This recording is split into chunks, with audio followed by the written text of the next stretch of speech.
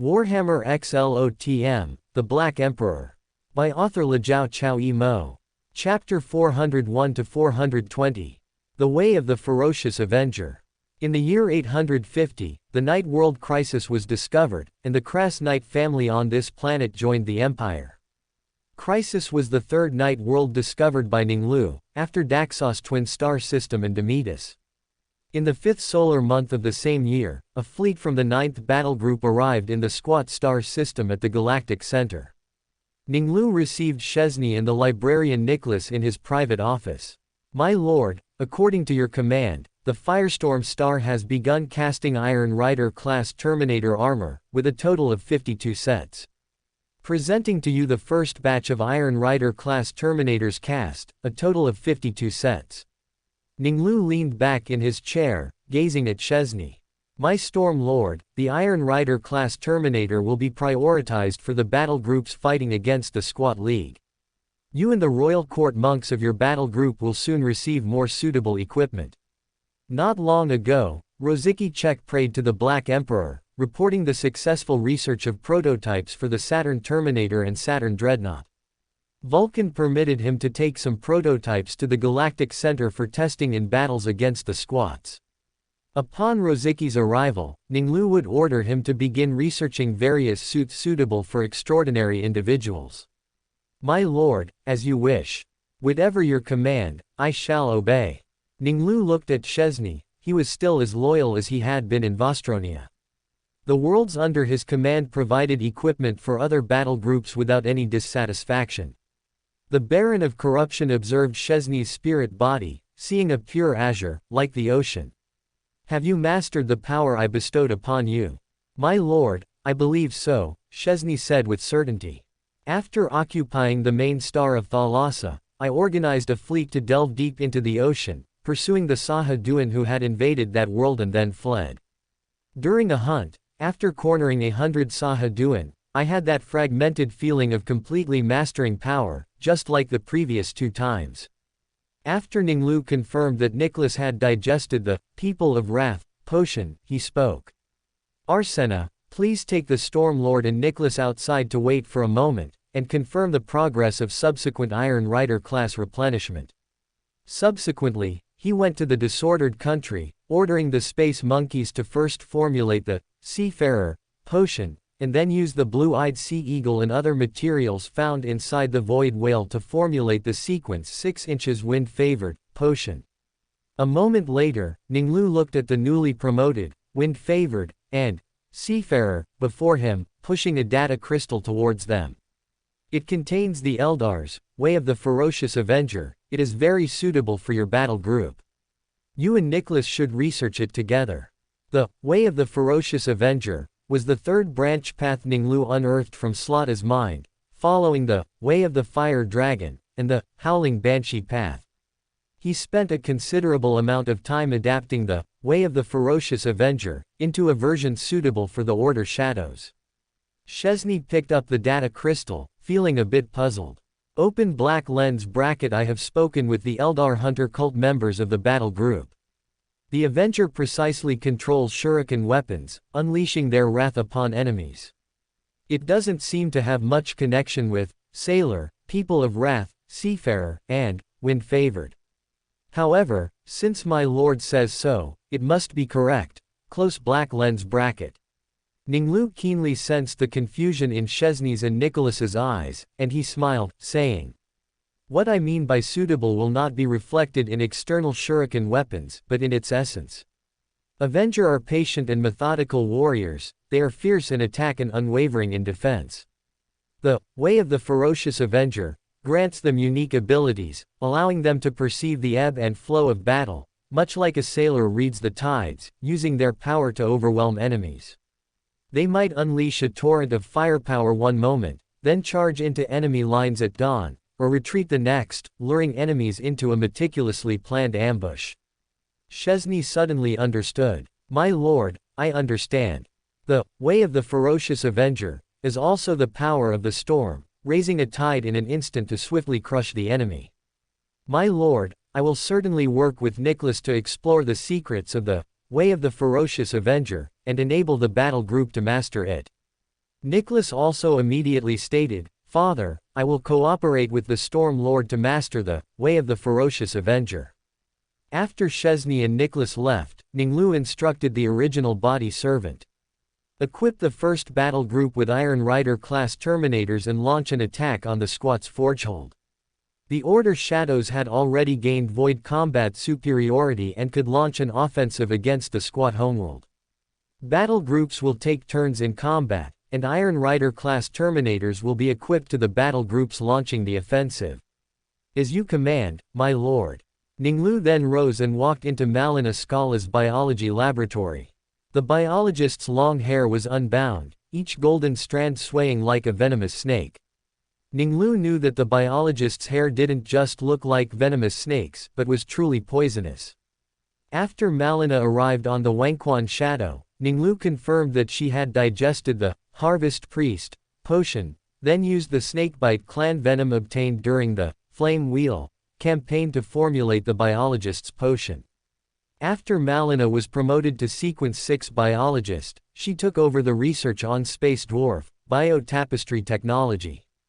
Malena's brown eyes saw the Black Emperor walk in, and she placed the strange creature in her hand back into its cage. Ning Lu glanced at it. The creature had a gray-black serpentine body, showing clear Catachan viper characteristics. It had a white rat head, a new species hybridized from two creatures. The biologist turned on the faucet, washing the blood from her hands, and said, "I am using the space dwarf cloning tapestry technology to improve the creatures I hybridized. I found that physical modification is much easier than mental. Increasing the toughness of muscle tissue is easier than increasing resistance to psychic attacks." As Malina spoke, her fair fingers tapped on the touch panel. The metal cage flashed with dazzling electric light, striking the hybrid creature. The white fur on the rat head stood on end, and the serpentine body writhed. Ning Lu saw the hybridized rat-headed snake-bodied creature tumbling and struggling in the cage, emitting painful hissing cries. The Gene Seed Primarch keenly observed that although the rat-headed snake-bodied hybrid creature looked miserable, it had not sustained any substantial harm. Immediately, the hybrid creature underwent 13 more tests, including strong radiation and intense light exposure, passing all of them. Malina tapped on the touch panel again, and two slender, colorful probes extended into the cage. Light shone, and psychic lightning struck the hybrid creature. The rat-headed snake-bodied monster let out a sharp, painful howl, collapsed in the cage, and stopped moving. Higher concentrations of white and red blood cells can make them more adaptable to extreme environments like strong radiation, and more resilient when attacked. I can currently only perform genetic modifications for physical toughness. Malina said, "The space dwarf, psychic resistance modification involves the warp and the soul. I need more time to understand it. Continue with the research." Ning Lu gave the order, then left. The Chief Forgemaster's Fortress flagship, Forge. In the 7th solar month of 850, the vessel carrying Roziki Chek arrived in the Squat star system. He immediately went to the Worthy Shadow and met Ning Lu in his private office. "My lord, I followed Gene Seed Primarch Vulcan to research Saturn's defensive technology, and not long ago, I manufactured the first batch of prototypes. On my vessel, there are 10 prototypes of Saturn-type Terminators and 1 prototype of a Saturn-type Dreadnought." Roziki bowed and began his briefing. Ning Lu nodded slightly. He knew that the Saturn type was not as mature as the Iron Rider class type yet and had not entered formal production. The current prototype versions were deployed to the battlefield for testing in actual combat, to identify shortcomings, and then to make improvements. The truly mature version of the prototype would not appear until the Istvan V campaign. At that time, the frigate Forge Fire would carry 20 finalized Saturn-type prototype armors. Vulcan had originally intended to send prototypes to other legions, including the one renamed Sons of Horus at that time. Even the Iron Hands, as the experimental legion for various Terminator models, did not have Saturn-type prototypes equipped before the Grand Birthday celebration. However, due to Mars' desire for space dwarf technology, the Order Shadows were equipped with Iron Rider-class Terminators on a large scale before the Iron Hands. And because Ning Lu agreed to Vulcan's request to dispatch tech sergeants to provide Fortress-class energy shield support to the worlds protected by the 18th Legion to deal with threats, Vulcan specifically agreed to let him send personnel to join the research and development. Since that's the case, let the first battle group equip the Saturn-type Terminators to break through Forgehold's defenses. In addition to teaching the tech sergeants to master the manufacturing technology of the Saturn-type Terminators, you also need to research Lord Hunter Suite technology with Malevolus and develop armor suitable for the Royal Court monk. My lord. Rosicky frowned, looking at the Black Emperor. The Royal Court monk's armor should be top secret, and allowing Malevolus, an outsider, to access it would pose a hidden danger. No matter, he, like Wojciech Birik and Ryan Ramirez, can already be considered a member of the Legion. The Baron of Corruption's corrosion had already made Malevolus loyal to him, and he had also made the Tech Priest and Savant to lead the armor research and development work. I hope the Royal Court monk's armor will be based on the Lord Hunter Suite, Power Armor, and Terminator Armor, combined with the Space Necron's Living Metal, Randan's Personal Energy Shield, the Space Dwarf, Pylocrete Alloy, Void Armor, and shield-weaving defense technology, as well as the Eldar's related technology, to develop different types of armor. Upon hearing this, Rosicky realized that the Legion had already mastered numerous armor-related technologies. Technologies such as living metal were not available before he was ordered to Saturn. Open black lens bracket. During my time on Mars, the Legion continued to grow and develop under my lord's leadership. I must bring the knowledge I learned from Gene Seed Primarch Vulcan back to the Legion to serve my lord. Close black lens bracket. As Rosicky pondered, Ning Lu continued. Not only should there be models with reinforced defense like the Terminator, but also models with reinforced attack and agility. The Chief Forgemaster noted the Black Emperor's requirements and responded. As you wish. Ning Lu smiled and said to Rosicky, the Space Dwarf Fortress ship I captured is yours. It is not only a powerful warship but also a warship that integrates exploration, mining, and forging. Thank you for the Lord's bestowal. Rosicky knew that not only Mars, but also many in the Saturn tech cabal he was previously a part of, were impressed by the squat people's powerful capabilities in forging. Before he returned to the Legion, he often heard the tech cabal monks discuss the squat people's magnificent underground cities, their heavily defended forgeholds, and their fortress ships that integrated mining and forging. Compared to Imperial vessels, squat vessels were larger, their smallest vessels reached the Imperial cruiser class, and this short race, conversely, had no frigates or destroyers. Moreover, their vessels had thicker armor, as tough as their species. The League's flagship would surely be even more magnificent. Rosicky then followed the Black Emperor, boarding a landing craft, and flew to his warship. Through the observation window, Rosicky saw the behemoth in the void. He saw the behemoth in the void and instinctively felt that it was over 20 kilometers long, reaching the class of a Rongguang Nuong class battleship. Rosicky's mechanical tentacles moved quickly over his head, and the head-mounted integrated scanning array activated. Moments later, the compiled scan results were fed back into Rosicky's private cogitator. Open black lens bracket length 25.41 kilometers, close black lens bracket. Open black lens bracket. It really is a warship of the same class as the Rongguang Nuong class battleship, close black lens bracket. He examined the holographic imaging compiled by the Auspex and immediately noticed its difference from the Rongguang Nuong class battleship. Open black lens bracket. Compared to the Worthy Shadow and other warships, this warship is much heavier, it is wider and taller, close black lens bracket. After the landing craft touched down on the deck, Ning Lu placed a data crystal in Rosicky's hand. Chief Forgemaster, go inspect your ship. From now on, it is yours. When Space Dwarf interact with others, it doesn't always lead to war, they trade with other factions. Many of these items have an unknown purpose. I have already ordered them to be compiled and placed in storage. You can use your free time to appraise them. This is also the best way for you to master the power I have bestowed upon you. Ning Lu said to the appraiser.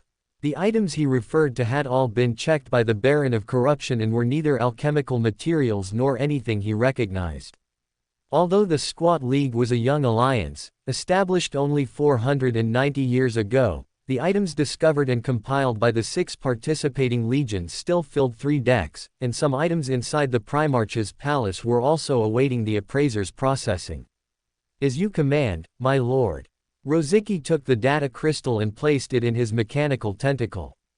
The mechanical tentacle inserted the data crystal into the external playback device on his chest and began to rapidly review it. Rosicky then discovered that the data crystal contained information compiled by the Honor Guard after exploring the vessel. Open black lens bracket 2000 mineral storage decks, 490 mineral refining decks. 1,200 forging decks, of which 380 have been dismantled, and 520 have been modified. 2,000 product storage decks, awaiting replanning, close black lens bracket. Open black lens bracket dismantled.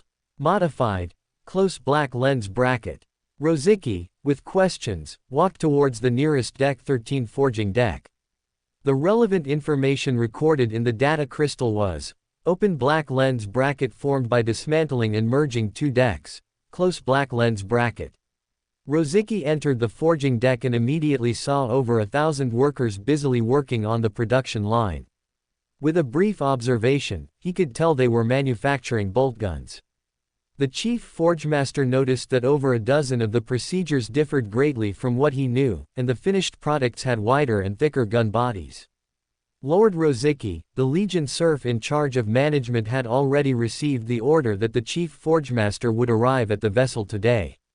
He saw the black armored giant with mechanical arms behind him and immediately hurried over, kneeling on one knee. Are you a Vostonian? Rosicky heard the thick Vostonian accent and asked. Yes, the Legion serf said, not only me, but all the workers on this forging deck are from Vostronia. We were fortunate enough to be selected, to depart from Vostronia and come to this vessel, to serve our lord. This deck, which I manage, is responsible for producing a new bolt gun model. It is called the Bedrock type, and its standard construction template comes from the Squat people. When we first arrived, we found that this deck was not suitable for us. At that time, the ceiling of the deck was only slightly taller than me. After I reported it, I received permission from the Great Order Shadow's tech sergeant to open up the upper and lower decks and to adaptively modify the machinery. Rosicky nodded. He looked up at the nearly 5-meter-high ceiling, understanding the meaning of dismantled and modified in the data crystal. Open black lens bracket. The space dwarf, Hearthguard are shorter than humans, so their working environment and equipment cannot be used directly and require adaptive improvements. The Ironkin are responsible for mining, and equipped with mechanical devices, their bodies are tall and do not require modification. Close black lens bracket. Continue working, the chief forgemaster commanded.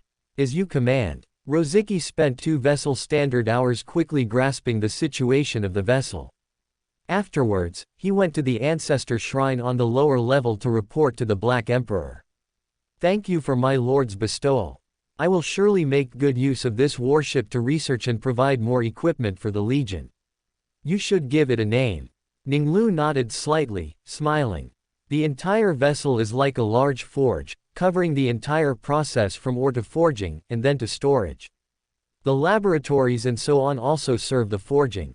Let's call it Forge. Appraiser. Galactic Center, Squat Star System, Forge Number. The 12th month of 850.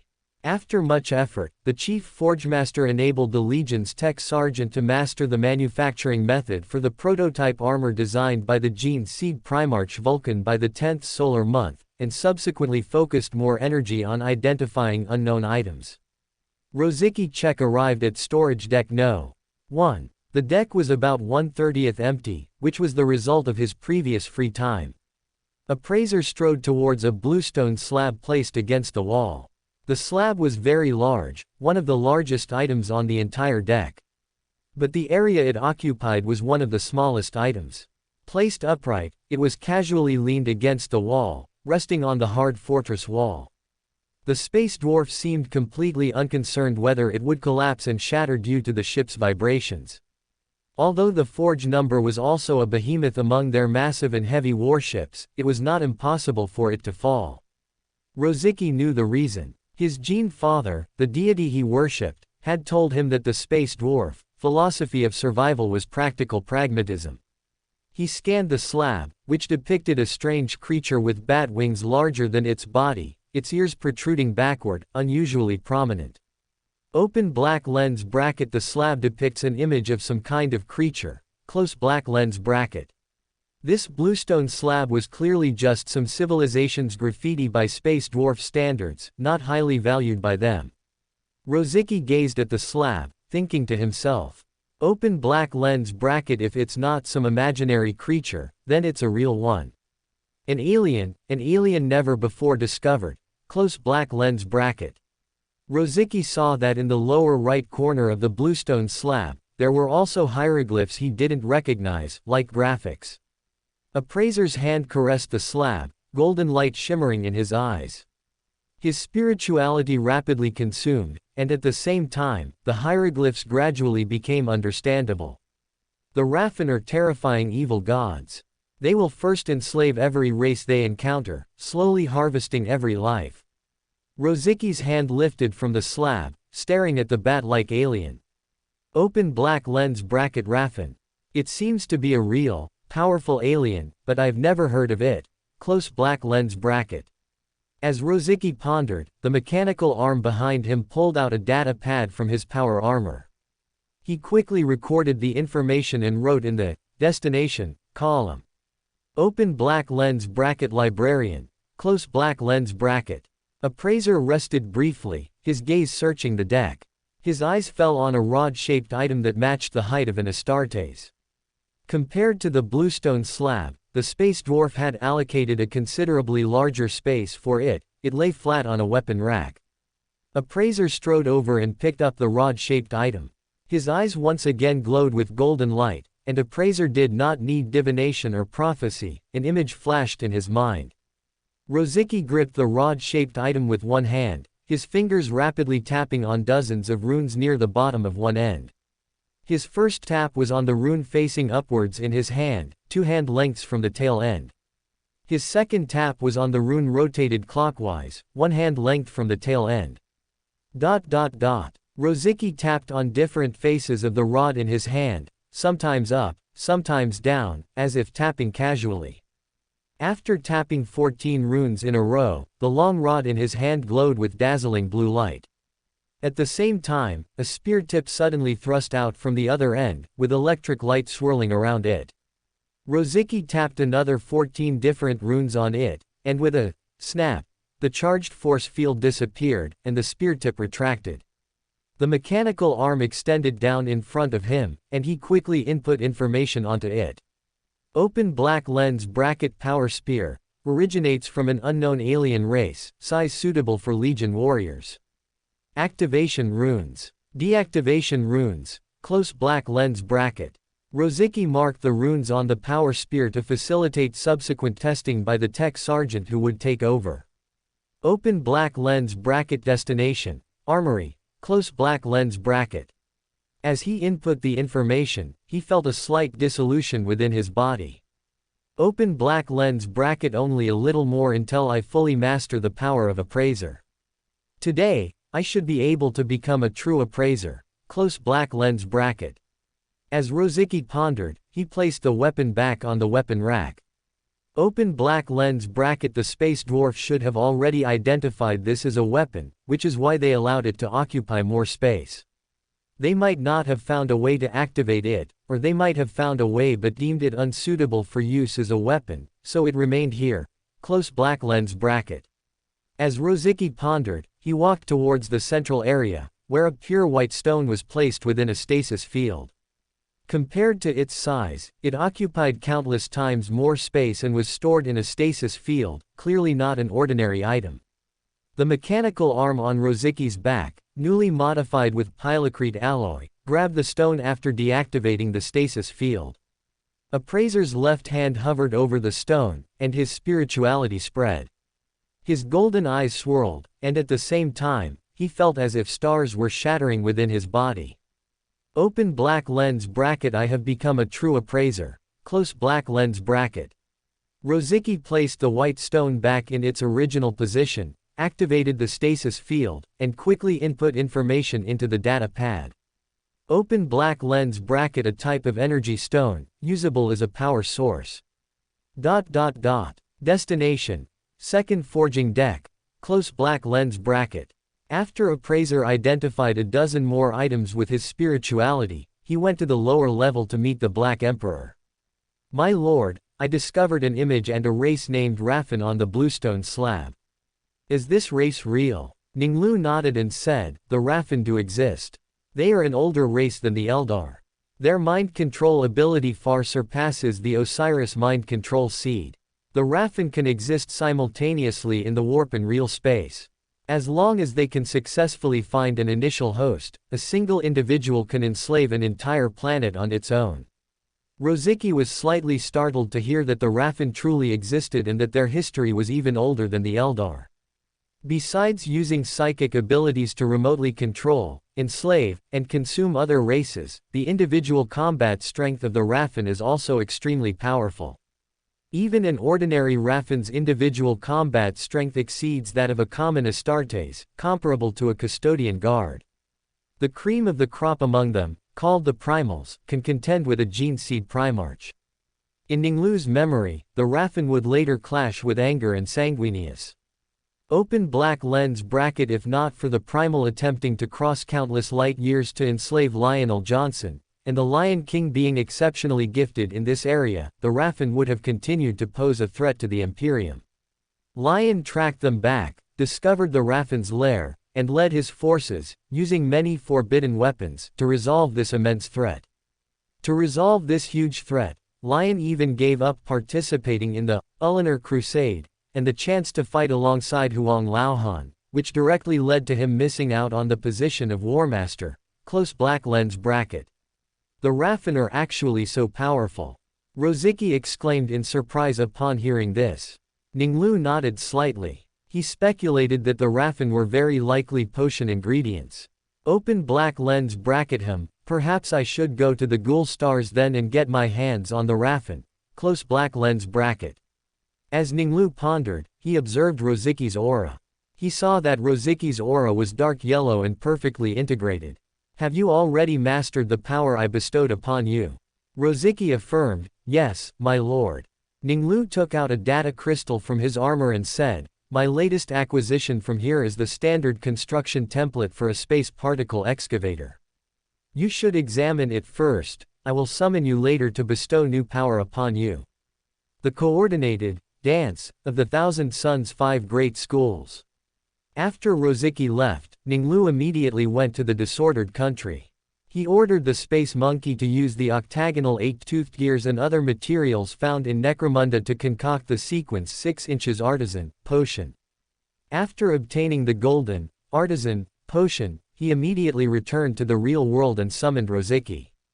Rosicky took the golden potion from Ning Lu's outstretched hand and drank it down.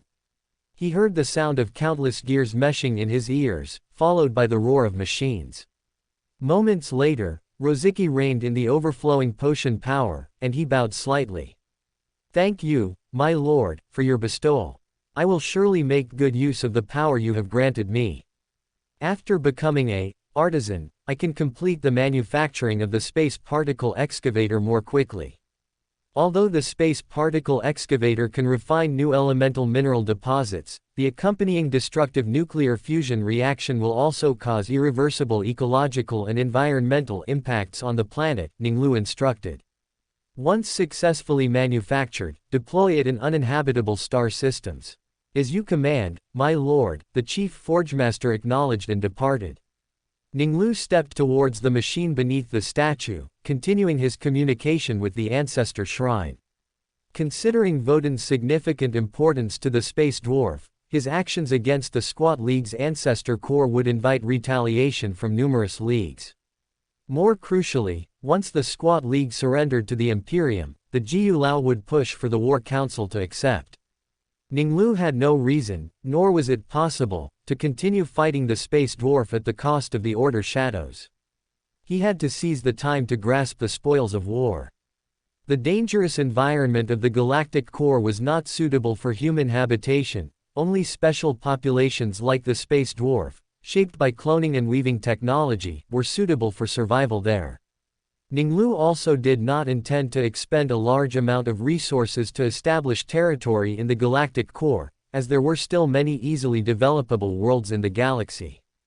His plan was to trade with the Squat League to obtain unique resources from the galactic core region.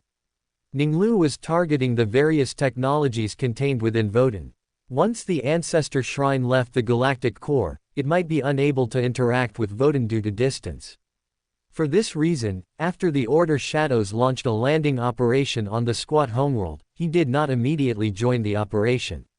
Ning Lu wanted to extract as much knowledge, such as STC, stored in Voden as possible, while simultaneously achieving the War Council's strategic objectives. During this time, he repeatedly used the Baron of Corruptions, changed the concept, cycling through spiritual exhaustion and recovery before repeating the interaction. Ning Lu quickly walked to the base of the statue, placed his hand on the screen, and activated, change the concept. I am human, and Grimner Sage is also human. Grimner Sage can interact with Vulcan, and so can I. Ning Lu, in the guise of Grimner Sage, pleaded, Great Ancestor, I need plasma beam weapons to fight the invading enemies. Through multiple interactions, he not only mastered the language of the space dwarf but also learned how to initiate interactions. The Gene Seed Primarch quickly memorized the design template for the Etacon pattern plasma gun that flashed across the screen. The Baron of Corruption also used every interaction opportunity to transmit to Voden the future he, Grimner Sage, had foreseen. As his spiritual power was about to be exhausted, he spoke. Great Ancestor, Gene Seed Primarch Ning Lu will bring hope to the Squat League.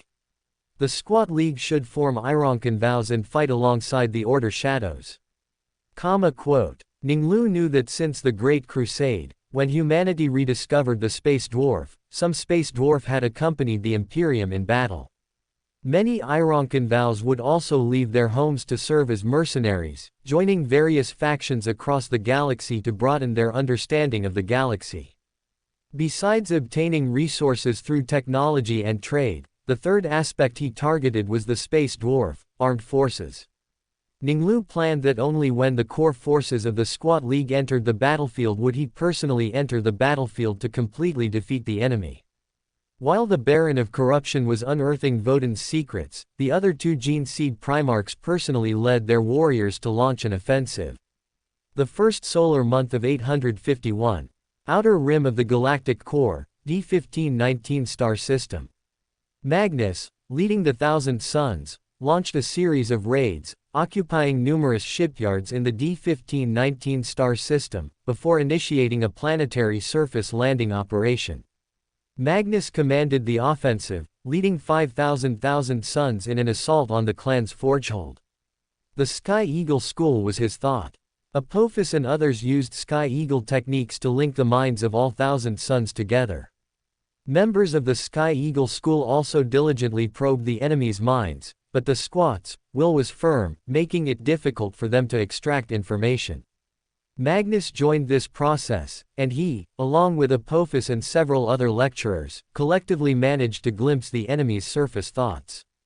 As the leader of all schools, his skill in every aspect was unparalleled among the Thousand Suns.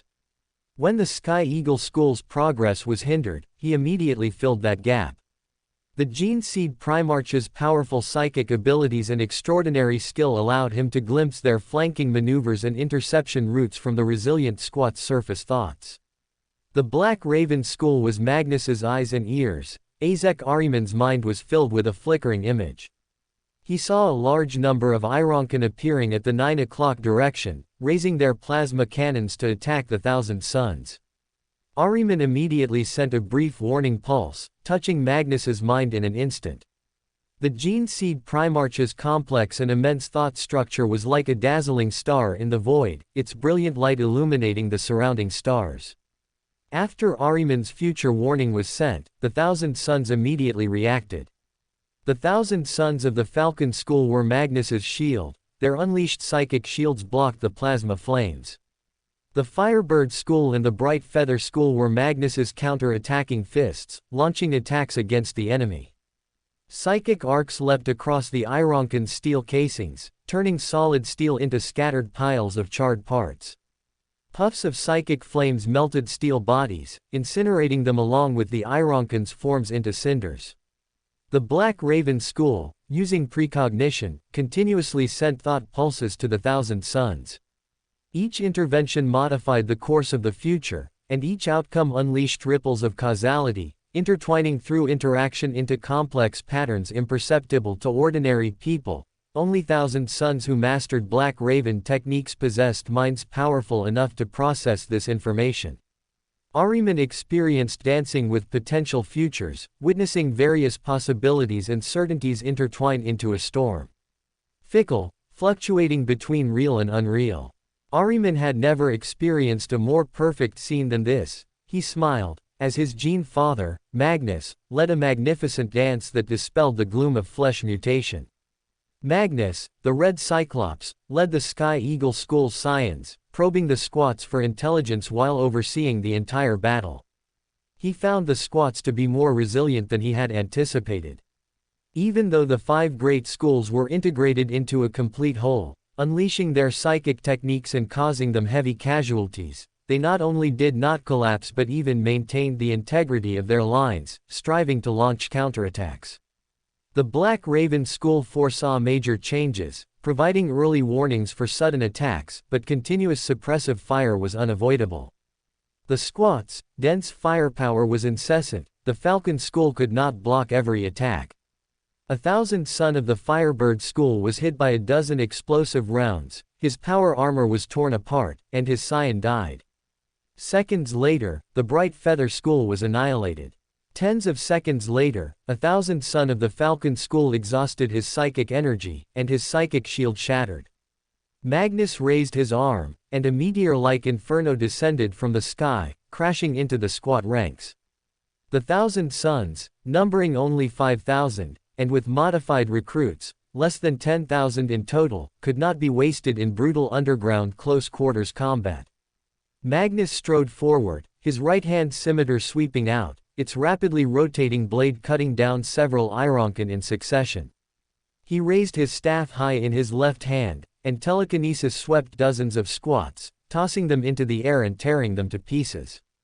Perturabo, the plasma gun I made will surely shock Ning Lu. Outer region of the Galactic Center, D1504 system. Inside the Forgehold Tunnel, which was even larger than a Terra Hive city, Noni issued commands through the communication channel. The Auspex system has detected at least one squad. I will launch an attack on them. Third squad, it's your squad's turn to lead the charge. Fifth squad, prepare to provide support. Quote. Listen up, squad leaders, calibrate your timing. I want you to launch the attack precisely in 14 minutes. His company-wide broadcast ceased. Noni was a ruthless leader, preferring squad numbers over the names his troops gave themselves. In the past, he would have called the third squad, Barnett. More than one captain said he had changed, consciously mimicking the Gene Seed Primarch. Barnett's squad was on the front line, and the captain knew his company captain was testing him. What he cared about more was that he had to prove himself to his new comrades. This squad had suffered heavy casualties before, with more than half killed in the battle against the squad. The high casualty rate put increasing pressure on the Iron Warriors, and the Battle Brothers resented him, an outsider, for surviving while others died. They doubted whether he, not born in the Barnett Hive city, could lead the squad forward. As a veteran from another squad, after being promoted to captain, he needed to win everyone's trust. Advance, the captain roared, issuing the command precisely on time, not a second off. He demanded strict precision from himself, without the slightest error. Attack. He opened fire first, and the Iron Warriors unleashed a dense barrage of bullets at the squad. The squad raised their Etakarn pattern plasma guns in return. Liquid hydrogen fuel was rapidly heated into plasma, which was contained within the gun body by a powerful magnetic field. When the squat pulled the trigger, the magnetic field expanded and opened, and the plasma was ejected through linear electromagnetic accelerators, similar in appearance and temperature to solar flares. The Eta Carn pattern's unique hydraulic cooler sprayed a mixed coolant, which rapidly circulated within the cooling passages, and then immediately expelled excess heat through the exhaust ports, like smoke exhaled by a hearthguard. The Iron Warriors formed an assault formation, while other squads advanced. They moved in rows of 3, charging into the passageway. The assault team charged into the passageway guarded by the squad. One warrior, during the charge, was struck by several dazzling beams of light and staggered to the ground. The other 2 Iron Warriors continued without stopping, swiftly rushing into the passageway, swinging their thunder hammers, striking the ground heavily. The squad were thrown back by the shockwave, and Barnett's squad quickly followed, securing the passageway. "Deploy the tarantulas," Barnett's squad captain shouted loudly. 3 Iron Warriors quickly ran to the passageway entrance and began deploying twin-linked laser tarantula sentry guns. The fire team pursued the remaining squad, and Iron Warriors wielding plasma guns fired dozens of beams at the enemy. Scorching beams struck the squad's void suits, and dozens of fiery molten streams burned through the pylocrete alloy. As the squad, along with his void suit, burned in the flames, orange warning runes lit up in his ocular display. The Iron Warrior knew his weapon had reached critical temperature. A puff of superheated steam spewed from the vent onto his Mark II power armor. Although the Imperial plasma gun's emergency cooling pipes and exhaust ports regularly expelled excess heat from the gun, heat would still accumulate within the gun body. The auxiliary army would consider being chosen as a squad's plasma gunner a dubious honor, as the weapon would likely survive overheating, but the user was often not so fortunate. For the auxiliary army, an overheating plasma gun was almost always fatal, and could even detonate in extreme conditions. The Astartes pushed the limits of their own resilience by using higher quantum state hydrogen than standard Imperial models. The protection provided by their power armor allowed them to use plasma guns relatively safely. But they still had to use plasma weapons carefully, avoiding blocked exhaust ports or coils cracking due to high temperatures.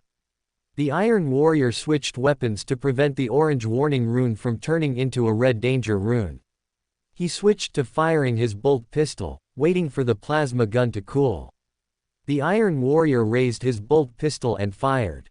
He saw the squad opposite still returning fire with a plasma gun. Their weapon had opened fire earlier than his and was still firing continuously. Open black lens bracket. The squad's plasma gun is more stable and safer than the Imperium's. Close black lens bracket. The Iron Warrior thought of the more lengthy prayers performed before the battle, compared to other weapons. He had to screw the hydrogen flask precisely into place, as unstable ammunition could easily overflow or contaminate the plasma intake. Removing the hydrogen flask after the battle was even more dangerous. This task was usually not done by himself. A tech sergeant or tech priest would perform long binary prayers to ensure no plasma leaked from ruptured seals or incorrectly closed valves. That would cost him a few fingers, or even burn off a hand. Open black lens bracket. Father has already disassembled the squad's plasma gun.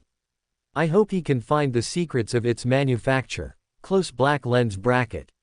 As the plasma gunner pondered, the laser cannon's beams joined the suppressive fire, helping the Iron Warriors gain a fire superiority. Report, mission accomplished. The captain reported on the company channel, while squad members further built defensive fortifications around the tarantula sentry guns. The captain watched their actions. He knew this was the biggest change in the Iron Warriors. Through a series of previous battles, they had grown accustomed to taking on the heavy responsibility of building defensive fortifications after completing a mission. They would build every conquered world into a hub for future colonies, a waypoint for the Legion's supply fleets. This was the standard war procedure for the Iron Warriors' lineage. This was both their responsibility and their greatest reward in the brutal fighting. In one corner of the forgehold, the fortress's artillery and the sentry guns deployed by the Iron Warriors roared, attacking the squad. Every shell precisely struck the charging ranks of the squad, and the squad fell in swaths. The perfectly coordinated fire control system stopped after the squat's lines were completely broken. Perturbo's electronic dreadlocks detached from the tactical network. For him, the battle was over. He had perfectly shattered the enemy lines. Now it was time for his sons to prove themselves. They had to perform well enough, having to annihilate the remaining enemies within 20 minutes. Perturbo walked to the workbench, where 3 squat plasma guns and 1 gun he personally crafted were laid out. His brain rapidly calculated, restoring every manufacturing parameter of the guns and comparing them. Open black lens bracket. The plasma gun I personally crafted will soon be complete. It will surely be a work of art. Ning Lu and Magnus would never have guessed that while commanding the battle, I also disassembled and mastered the secret of the squat's plasma gun manufacturing. I will make 2 plasma guns and give them to them. They will surely be shocked. Close black lens bracket. A faint smile appeared on Perturbo's face, and the surrounding Iron Warriors immediately felt the oppressive atmosphere lighten. Their peripheral vision curiously glanced at their Gene father. After Perturbo felt the surrounding gazes, his smile immediately vanished. He walked to the experimental table, his hands moving swiftly. 22 minutes later, footsteps sounded. Warpsmith Felix, first company captain, the blade of the trident, entered the room. His gaze swept over every part of the room. Unlike before, besides the 3 warpsmiths especially favored by the Gene Seed Primarch, the members of the Primarch's advisory council, and the banners of the trident, there were 3 new battle banners in the room. Father told them these were rewards he bestowed upon the 3 companies with the best combat performance outside of the trident. But what perplexed Felix was that the newly added 3 battle banners were not evenly arranged. 2 banners would be to the Primarch's left, and an additional banner was in the middle. This hanging method, as well as the non-architectural style of modifications the Iron Warriors made after occupying this fortress, reminded him of the architectural style of the Primarch's palace on the Worthy Shadow, the flagship of the Order Shadow's Gene Seed Primarch, Lord Ning Lu. Open black lens bracket. As father perhaps imitating the architectural style of Lord Ning Lu's palace to understand asymmetrical art, close black lens bracket. Felix knew he would not learn the truth from his father. He suppressed his curiosity and began to report. Father, the squat's counter-attacking forces have been defeated. My company suffered 49 casualties. Perturbo attached the hydrogen flask to the gun body and looked up. My first company captain, you should have defeated the enemy within 20 minutes, 1 minute to summarize the battle report, and 1 minute for you to walk from outside into the fortress. Felix, you just met the standard. I hope you perform better next time. Felix breathed a sigh of relief. Meeting his father's standard was already a significant achievement. As you wish, father. Welcome to Fanfic Audiobook, your go-to place for immersive audiobooks. If you enjoy the content, don't forget to like the video and subscribe to our channel for more amazing stories.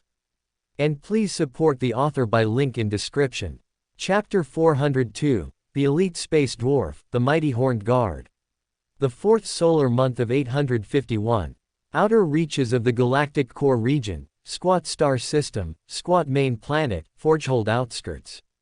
When the 5th battle group re-entered the battlefield, Carlo had already anticipated that attacking the space dwarf underground fortress would be even more difficult than the surface siege. The Lord directly dispatched the 1st Company, with Iron Rider Terminator serving as the spearhead to pierce a gap in the enemy's lines. After the vanguard locked onto the teleportation coordinates, the transmission platform lit up. 185 Iron Rider Terminator of the 5th Battle Group appeared before the underground fortress in a flash of light. The target sensors built into the Cyclone missile launchers on their backs locked onto the most densely packed and highest threat locations of the enemy. Missiles trailing fiery plumes whistled out from the 2 missile launch boxes on their shoulders, streaking like lightning into the Ironkans' lines. Amidst the thunderous explosions, the Ironkans' steel exteriors were torn to shreds. The Hearthguard saw the Iron Rider Terminator raise their right arms in unison. They saw 2 dark muzzles and immediately recognized them as 2 bedrock pattern bolter linked together. Although slightly different from those they used, it was merely an adaptation to suit the opponent's physique. As excellent craftsmen, they observed that the two boltgun were directly affixed to the black armor warriors' arms. Disc-like magazines hung from the ends of their arms. The Iron Rider Terminator's composite boltgun roared to life, unleashing a dense barrage of projectiles at the Hearthguard. Composite boltgun are heavier and have greater recoil than ordinary boltgun and are not usually mounted on power armor. They are equipped as part of the Terminator armor's standard issue.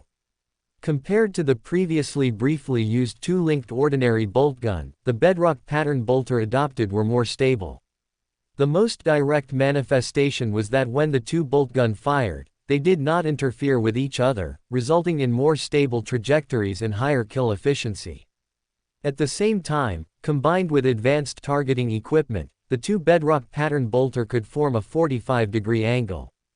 A wider field of fire allowed the Iron Rider Terminator to strike a larger range of different enemies even at close quarters.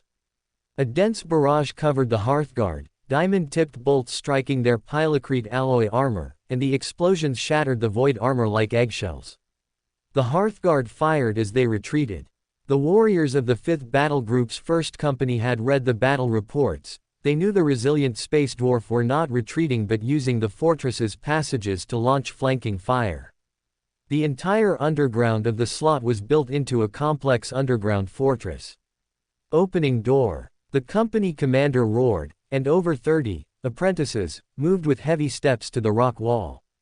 The apprentices placed their hands on the rock wall, and a hazy, insubstantial, ethereal blue door suddenly appeared before the order shadows. It was embedded in the rock wall, like a curtain of water. The Hearthguard, moving faster but taking a detour, had just reached their ambush point, intending to activate the opening rune and launch a surprise attack when a dense barrage of projectiles suddenly shot toward them. A squad of arbiters strode through the door, swinging their power fist, smashing into the enemies. The powerful force of the Iron Rider Terminator and Power Fist combined made the punches delivered by the arbiters as terrifying as the destructive missiles fired from a cyclone missile launcher. Heavy blows rained down, smashing squarely onto the Hearthguard, and the destructive force shattered their heads, necks, and pilocrete alloy battle armor simultaneously. The warriors and hunters in Mark II power armor quickly followed, wielding energized blades, swiftly hunting down the Hearthguard. Not only the Honor Guard, but most of the Order Shadows battle groups have begun to have Royal Court Monk bestowed with different types of power by the Gene Seed Primarch. Among the 5th Battle Group, the apprentices had the most Royal Court Monk.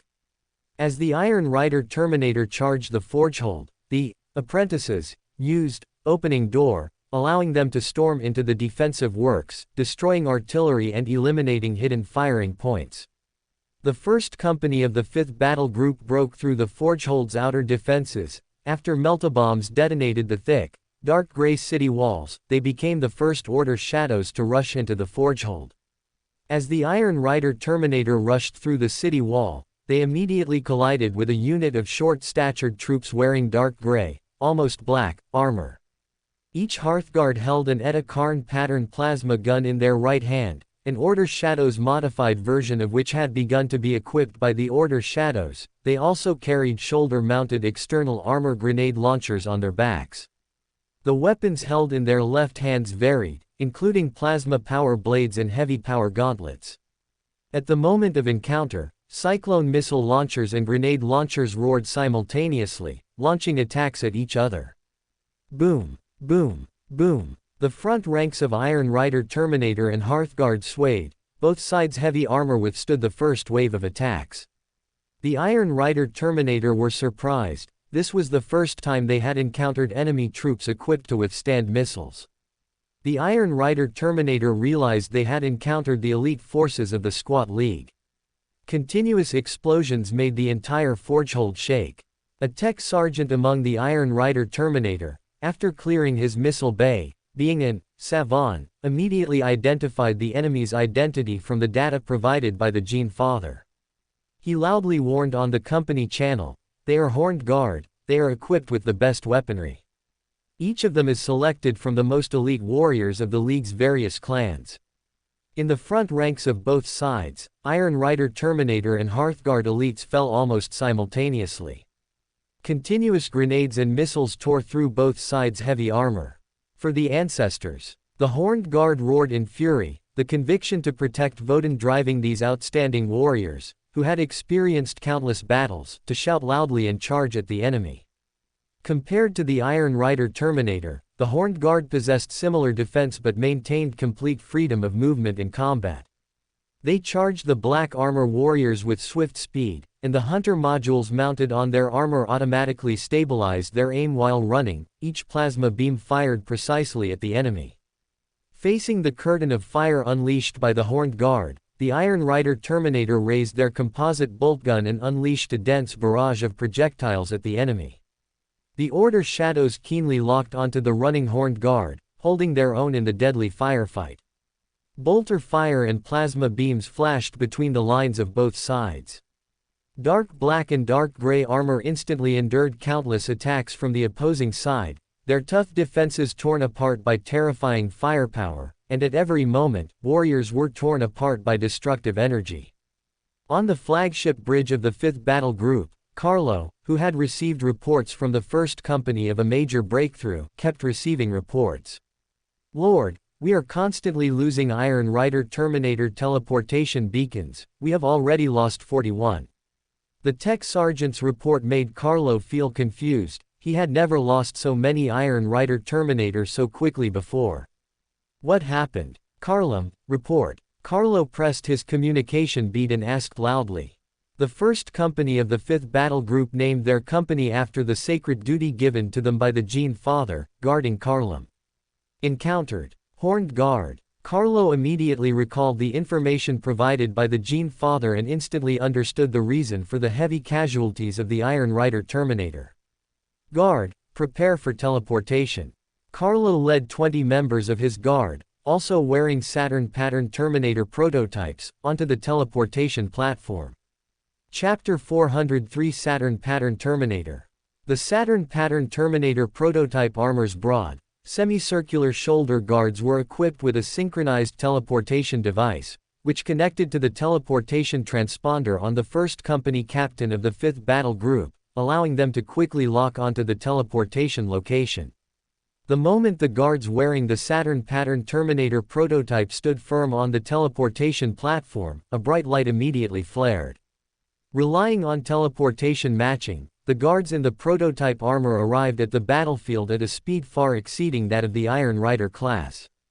The advanced targeting system allowed the guards piloting the Saturn Pattern Terminator prototype to instantly lock onto the rapidly running enemies.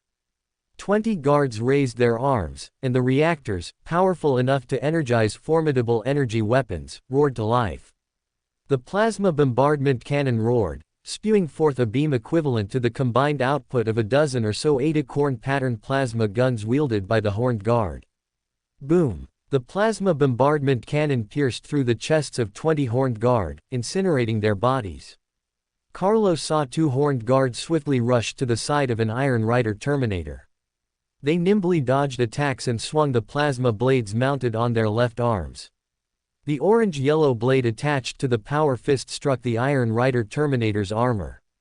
A screeching friction sound arose as the buzzing ion blade cut through the steel armor on the thigh. Die! Carlo roared, raising his arm as the heavy disassembler cannon roared. The heavy disassembler cannon was a relic from the dark age of technology, extremely dangerous and rare. Only his armor in the entire 5th Battle Group was equipped with this special weapon. The heavy disassembler cannon fired, striking a Horned Guard. The brutal weapon flashed, destroying the Horned Guard's pilocrete alloy plate armor at a molecular level. Flesh and ceramite were instantly torn apart. Even the protective armor crafted by space dwarf artisans could not withstand the terrifying attack of the heavy disassembler cannon. The heavy disassembler cannon fired another shell, blasting the Horned Guard into dust. The appearance of the Saturn Pattern Terminator prototype on the battlefield immediately brought death to the Horned Guard. In an instant, over 30 of the most elite warriors from various clans fell, leaving fewer than 100 Horned Guard on the battlefield. The Horned Guard's warband leader was greatly surprised. even powerful orc warriors would be annihilated by their surprise attacks. The previous black armor warriors, whose elite warrior casualties were close to 1-to-1, had already greatly surprised him. The newly appeared, taller warriors were even more unimaginable, as they instantly shattered his battle line. For the ancestors, get rid of them first. The warband leader marked the enemies in the massive black armor and simultaneously reported to Grimnir Sage's council. The Order Shadows have deployed even stronger armed forces. I will fight to the death. 100 Horned Guard focused all their firepower on the massive Saturn pattern Terminator prototype, completely ignoring the much smaller Iron Rider Terminator. The shoulder-mounted external grenade launchers on the prototype armor unleashed their remaining firepower while simultaneously initiating a charge. Grenades rained down, striking the 21 Saturn pattern Terminator prototype armors. The invisible thermic field crackled amidst a series of explosions, yet not a single one fell. The charging Horned Guard suffered continuous deadly strikes from the guards in the Saturn pattern Terminator prototype and the First Company's Iron Rider Terminator. The various ranged weapons equipped on the Saturn pattern Terminator prototype's right arm roared open fire. The triple-barreled autocannon rotated and roared, a volley of heavy bolter rounds struck the Horned Guard, tearing apart their armor. The missile launcher's magazine instantly emptied, and armor-piercing missiles, trailing exhaust plumes, slammed into the thick armor. The explosive shockwave tore apart the space dwarf, war armor, blasting their bodies into the air. Carlo raised his right arm. The terrifying Melt-a-Serpent cannon mounted on his right arm fired a blinding beam, striking a Horned Guard. With a loud bang, the sturdy armor ignited, and the flames spread rapidly at subsonic speed within the armor, instantly incinerating the Horned Guard.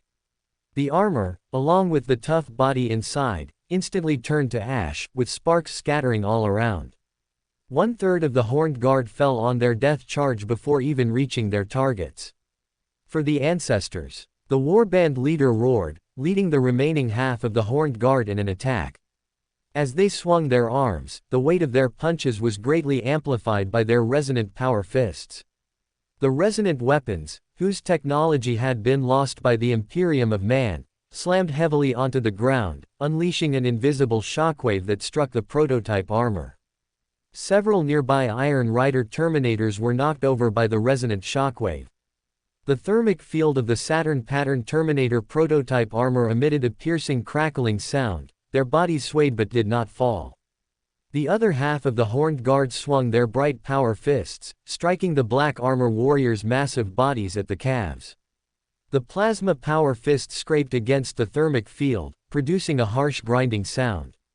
The guards wearing the Saturn pattern Terminator prototype armor swung their left arms, the chainsword's motor roared, and the rapidly spinning blade roared as it sawed through the dark gray armor, reducing the Horned Guard to a puddle of gore. The prototype armor's power fist slammed down heavily. The heavy punch crushed the Horned Guard's head, smashing their armor to pieces. Carlo took a step forward, his energized blade flashing with dazzling blue light, striking down from above. The power sword collided with the warband leader's resonant power fist, the disintegration field and the resonant shockwave clashed. Boom! The destructive energy forced the warband leader's feet to sink into the forgehold's rock, while Carlo's massive body, after the thermic field weakened the shockwave, merely swayed.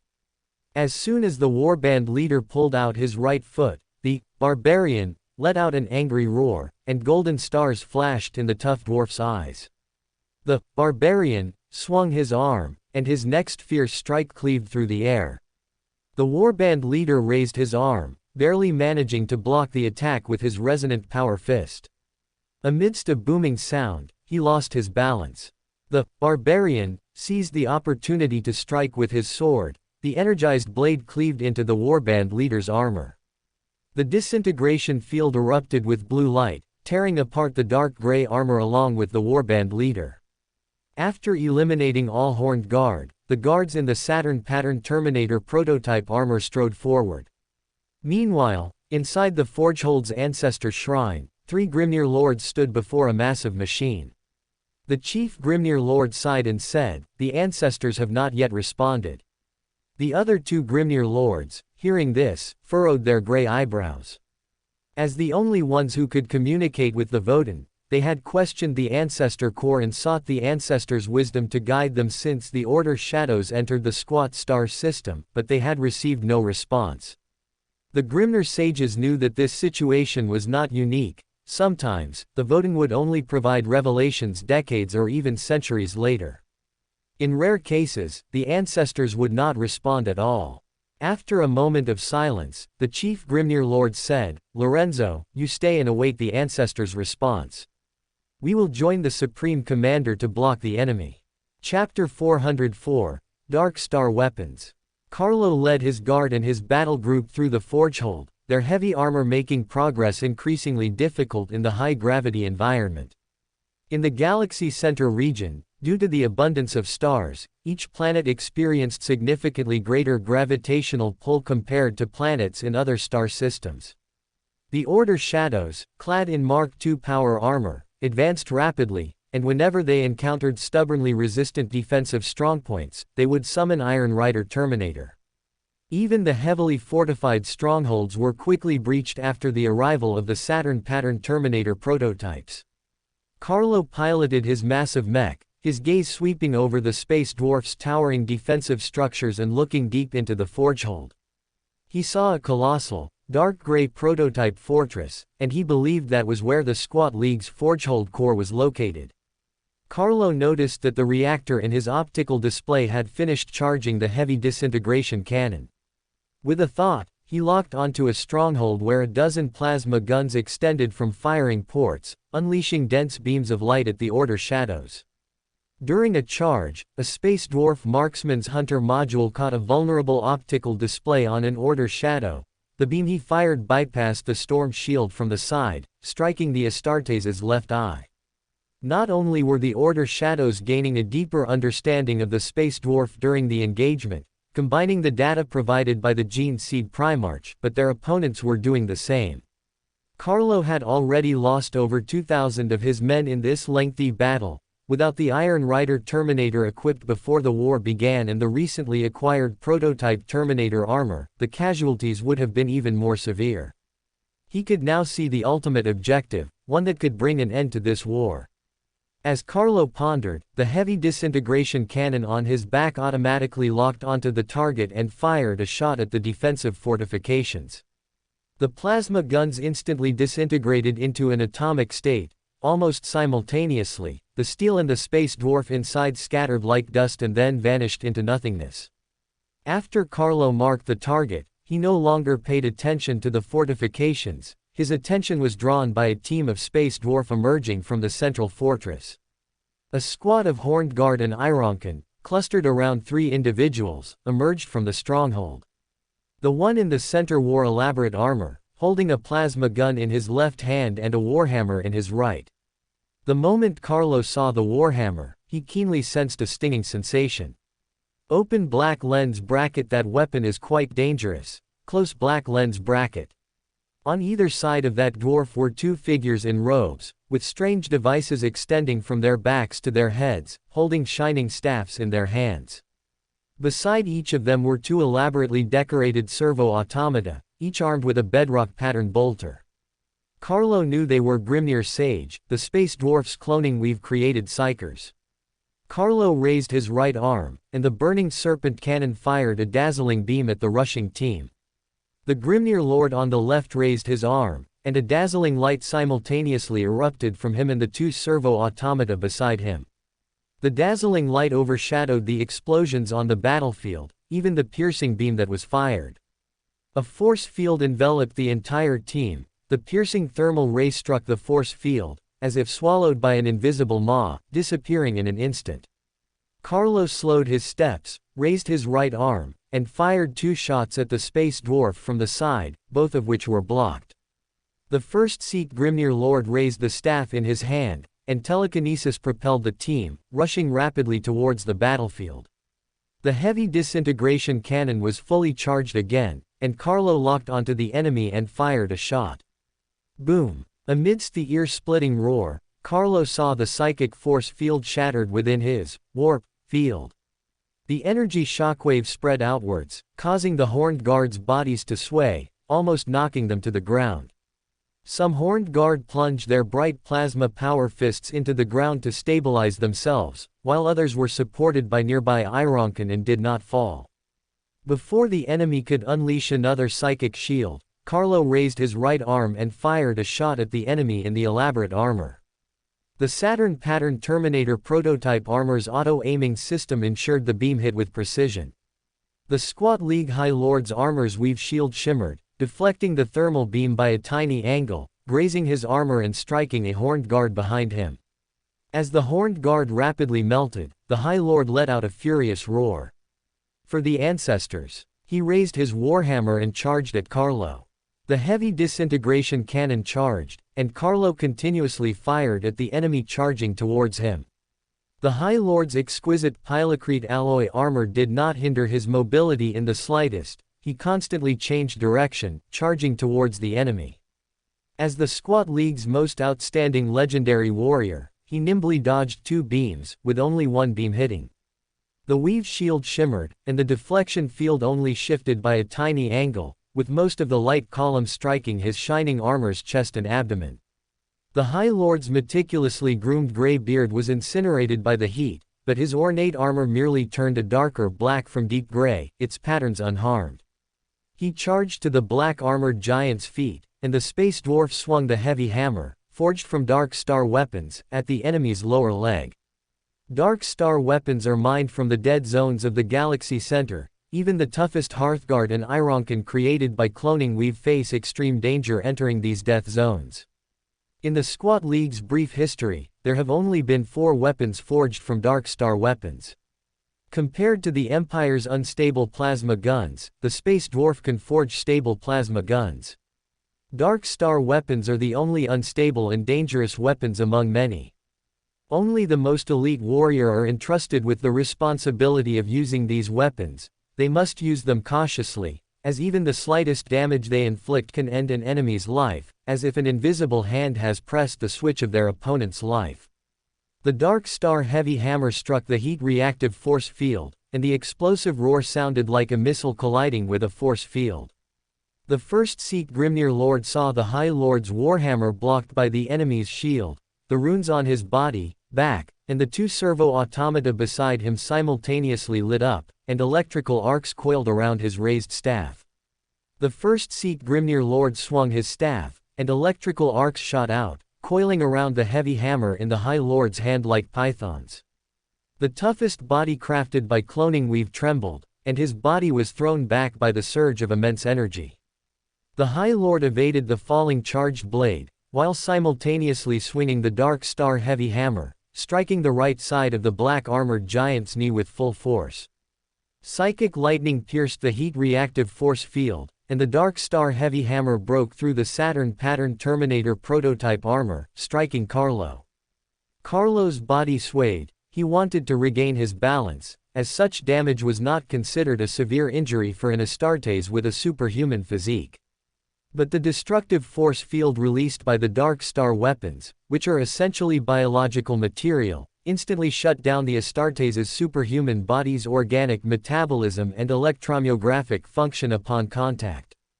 Carlo hadn't even realized what had happened before his consciousness plunged into darkness. The warrior of the 5th Battle Group watched as their lord, along with his massive prototype armor, collapsed like a mountain. Chapter 405, Killing the Squat League's High Lord and Grimnir Lord. Forge numbers lower level, Ancestor Shrine. Ning Lu's comm bead buzzed in his ear, and he raised a hand to press it. Arsena Dun's voice sounded in his ear. My lord, I have sad news to tell you. Carlo, lord of the 5th Battle Group, was killed in the battle to attack the Squat Forgehold. Ning Lu's eyes darkened, and his heart was startled. He knew Carlo was equipped with the Saturn pattern Terminator prototype armor. Although it was a prototype, this armor, utilizing the thermal diffusion field, was already the pinnacle of human defensive technology, with only a very few hand-forged armors offering stronger defense. I want a battle report.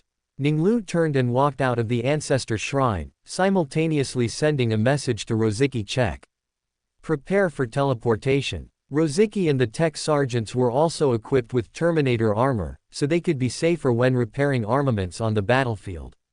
They were equipped with Iron Rider class, which, compared to the Saturn pattern Terminator prototype, was more convenient for them to perform their duties. Malavalis and Rosicky modified Ning Lu's armor with a teleportation module. Through a teleportation synchronizer, he could quickly reach the battlefield after connecting to the senior officer's teleportation transponders. Ning Lu boarded the newly constructed elevator, which was matched to the Order Shadow's physique. As the elevator ascended rapidly, he quickly reviewed the brief he received. Open black lens bracket the High Lord and his Horned Guard, two powerful Grimnir sages. No, they should be Grimnir lords. The guard retrieved Carlo's body. The apothecary's examination found that his body only had wounds from heavy weapon attacks on the side of his knee, but he had lost vital signs. Dark Star weapons, close black lens bracket. Ning Lu pressed the comm bead and issued a command. Bring Carlo back and inter him in the Dreadnought prototype. Although Carlo had lost vital signs, his consciousness should not yet have perished. Judging from the part of the body struck by the Dark Star weapons, the damaged body functions did not include the brain. Yes, Father, the 5th Battle Group's guard commander replied. With a clang, the elevator stopped, and Ning Lu strode to the teleportation platform, instructing. Begin teleportation. Light shone, enveloping Ning Lu's body. In an instant, Ning Lu appeared on the outskirts of the squat forgehold. The Gene Seed Primarch's consciousness spread out, grasping the battlefield situation in an instant. He immediately noticed the High Commander, clad in magnificent armor, leading his Horned Guard in a counterattack. The 5th Battle Group relied on numerical superiority for defense, but wherever the High Commander and Grimnir appeared, the front line was continuously breached. Ning Lu spread the golden wings on his back and instantly flew to stand before a nearby Grimnir Lord. The second Sikh Grimnir Lord saw the black-armored giant with golden wings and immediately realized the danger of the opponent. The runes on his entire body, back, and on the 2 servo-automata beside him all activated, shining with dazzling light. Vast telekinesis erupted, throwing debris and ruins in all directions. The Gene Seed Primarch's mind moved, and telekinesis surged. Rumble. The 2 surges of telekinesis collided, and the second Sikh Grimnir Lord was immediately thrown backward.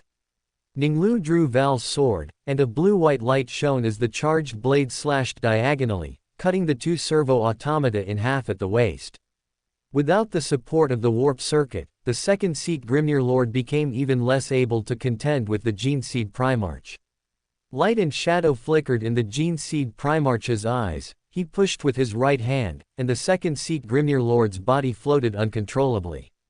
He pressed down again, and the second Sikh Grimnir Lord accelerated his descent, crashing heavily onto the ground. Telekinesis surged, pressing down on his tough body. Amidst a series of explosions, the second Sikh Grimnir Lord's body was torn apart, scattering on the ground. The Gene Seed Primarch's precise psychic control preserved the runes intact. At the same moment, the first Sikh Grimnir Lord, sensing his death, immediately shouted into his communicator to the High Lord. Loftus is dead, a powerful enemy has appeared on the battlefield. Rendezvous with me, and let's kill him together. The 2 quickly approached the rune location marked by the other. As the first Sikh Grimnir Lord rushed, he suddenly noticed the High Lord's rune stop.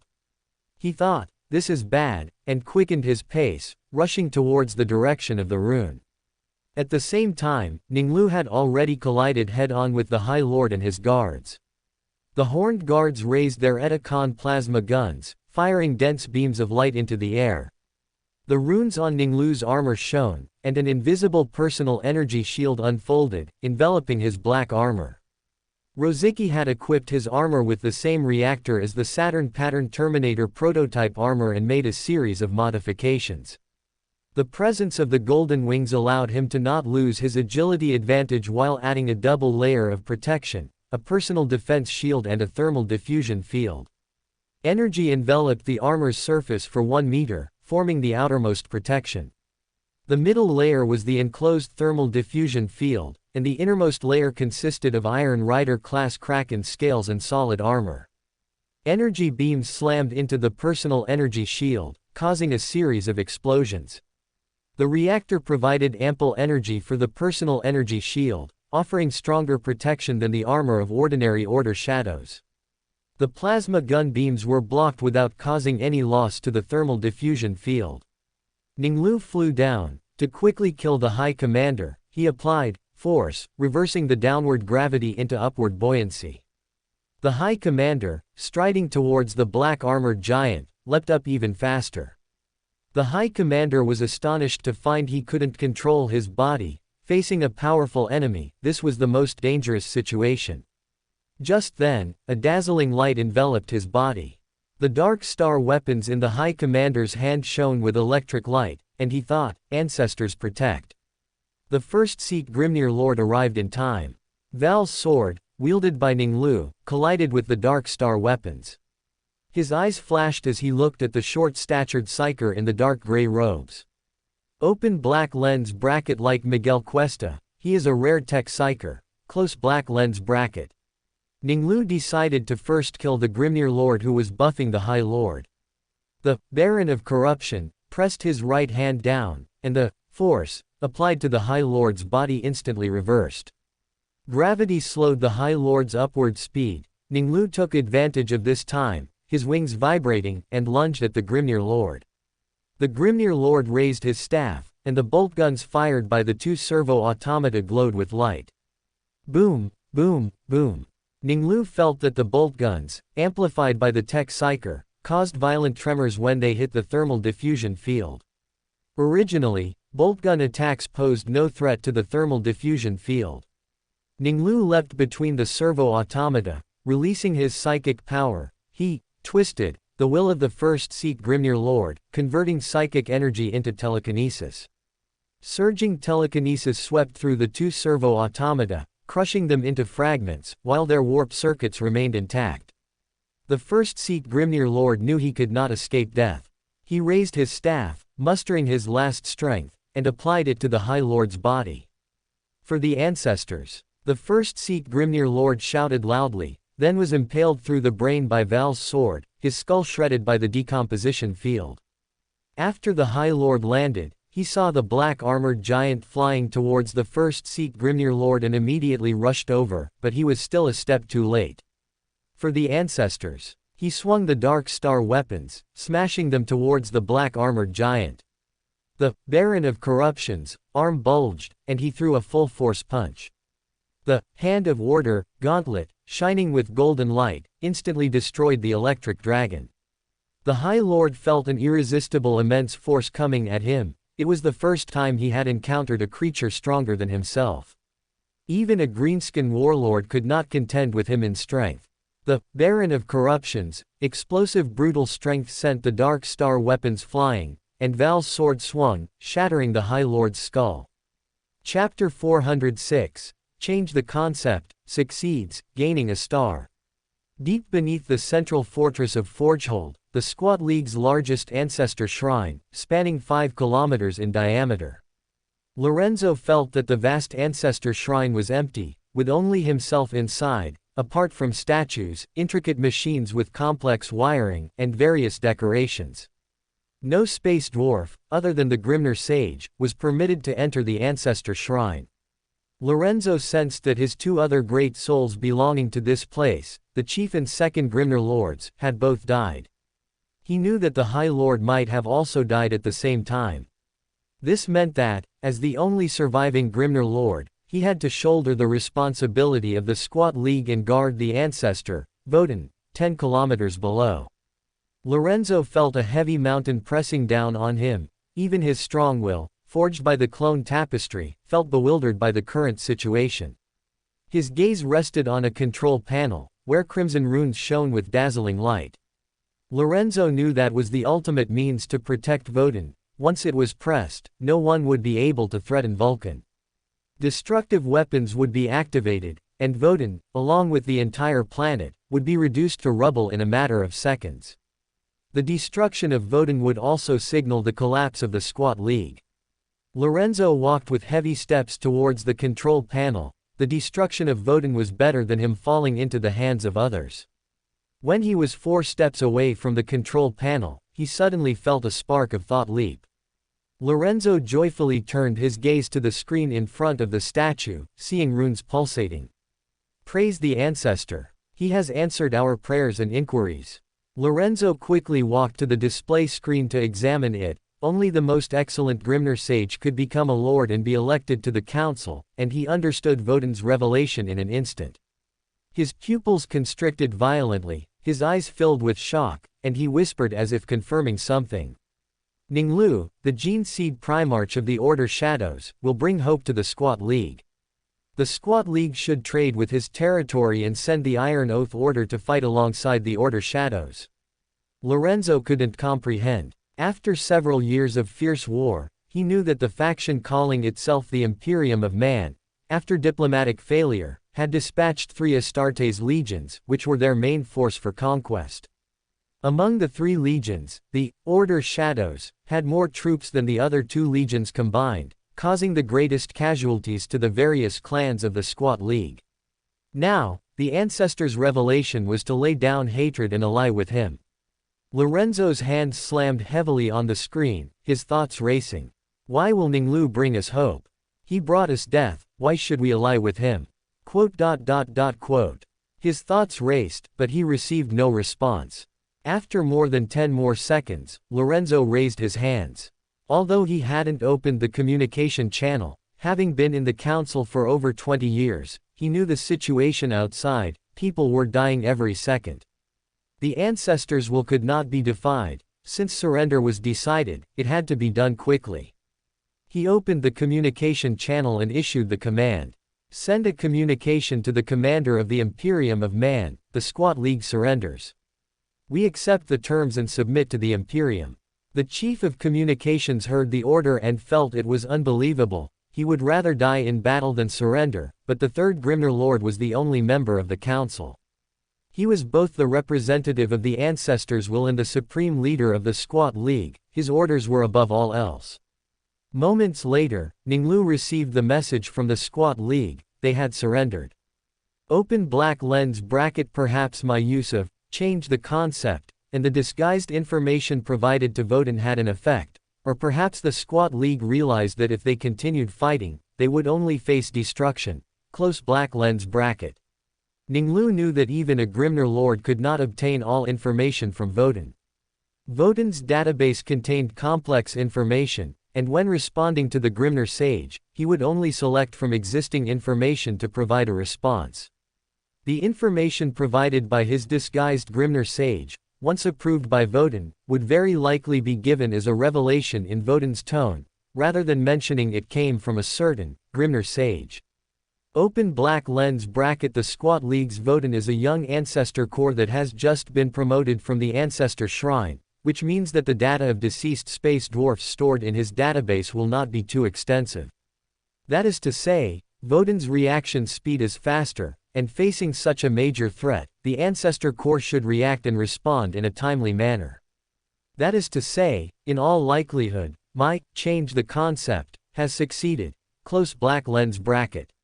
I accept their surrender. War was always just a means. Since the goal was achieved, Ning Lu would not continue fighting.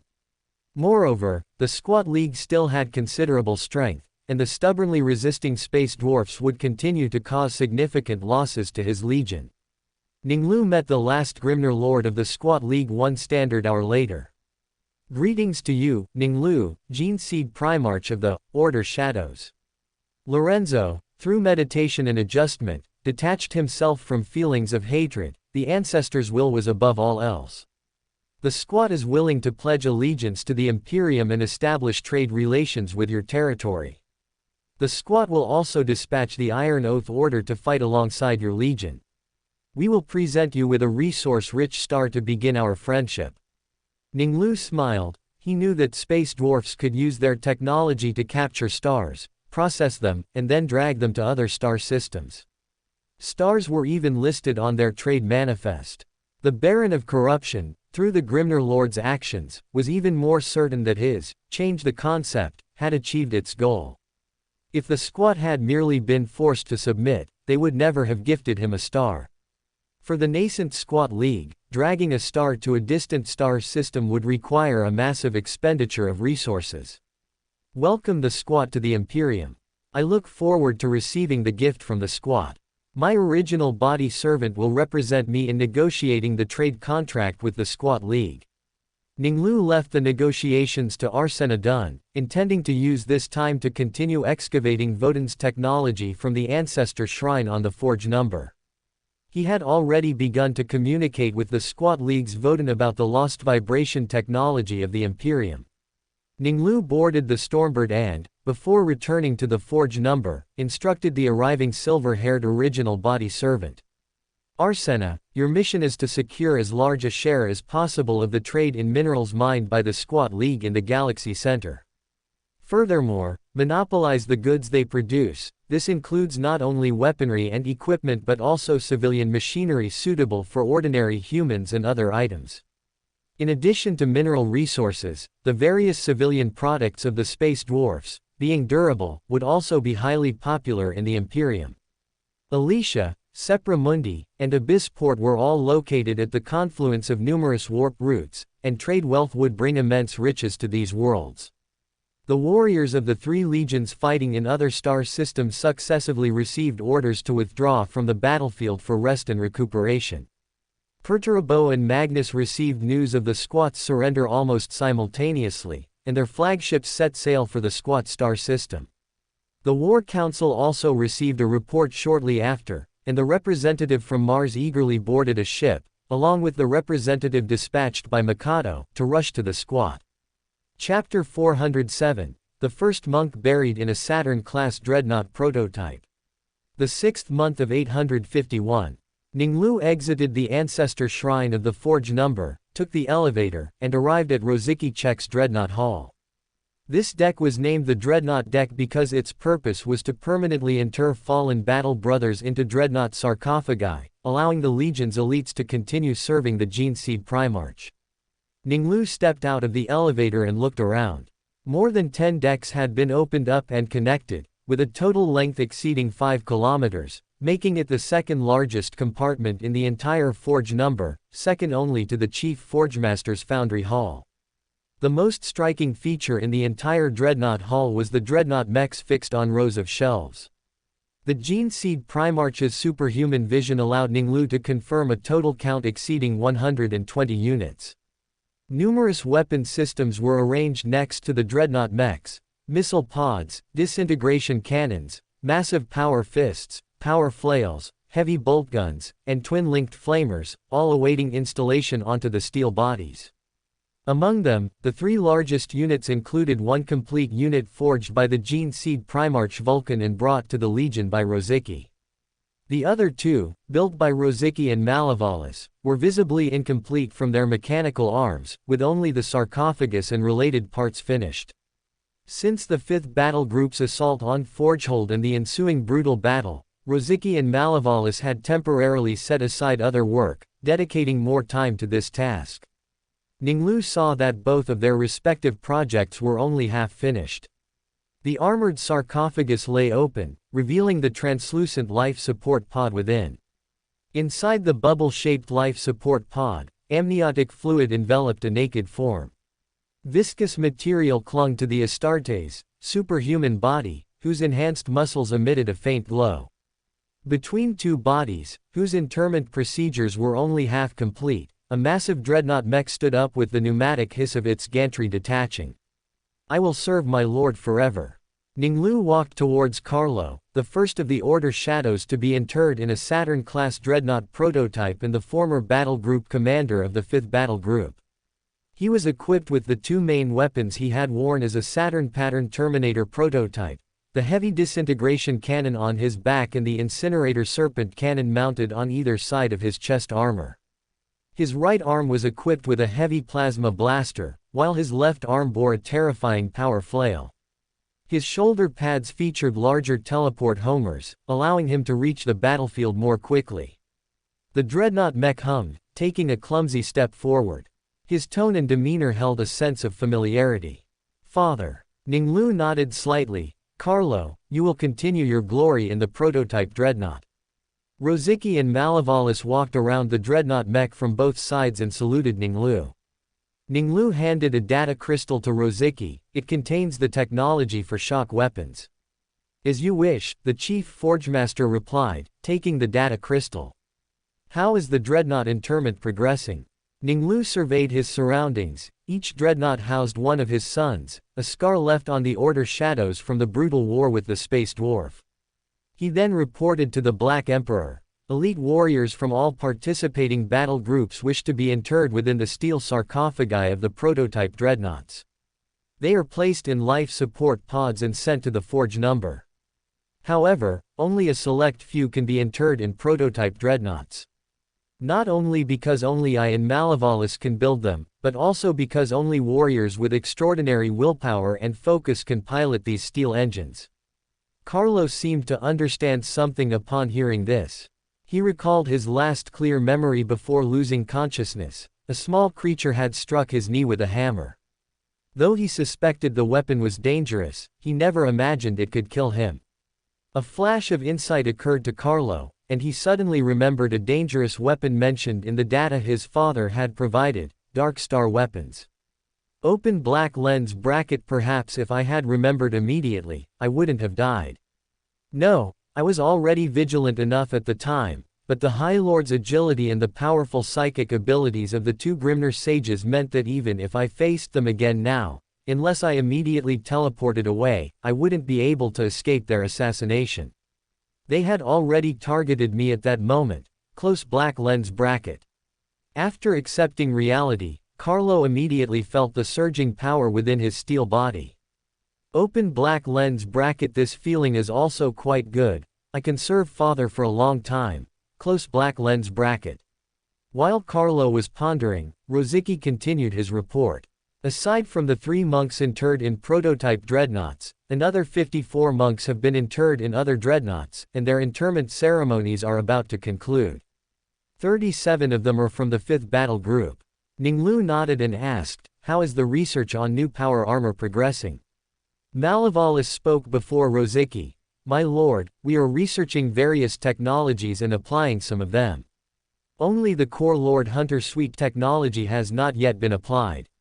I believe we should create various models for important figures like the auxiliary army, and in the process, attempt to integrate different technologies into them. Once we master them, we will then forge power armor for you in the Order shadows. Proceed as you see fit. Ning Lu approved Malevolus's idea. It was the right time to create power armor for those outside the Order shadows. For the war against Gardinal, his primary force was not the Order shadows, but the Biander. Compared to Ferus Manus, he had known before the war that Gardinal's social structure was a caste system. He decided to use a different approach to conquer Gardinal. My lord, Rosicky said, thinking of the Black Emperor's confidants, original body servant Arsenadun and Malina Scala, who would undoubtedly be on the list. The Lord Hunter Suite recorded in the data crystal does not have a version adapted for psychers. We can only experimentally create a completely new model by combining Grimnir runes with warp circuits. I need the cooperation of ordinary psychers. I will have Malina assist you, Ning Lu said.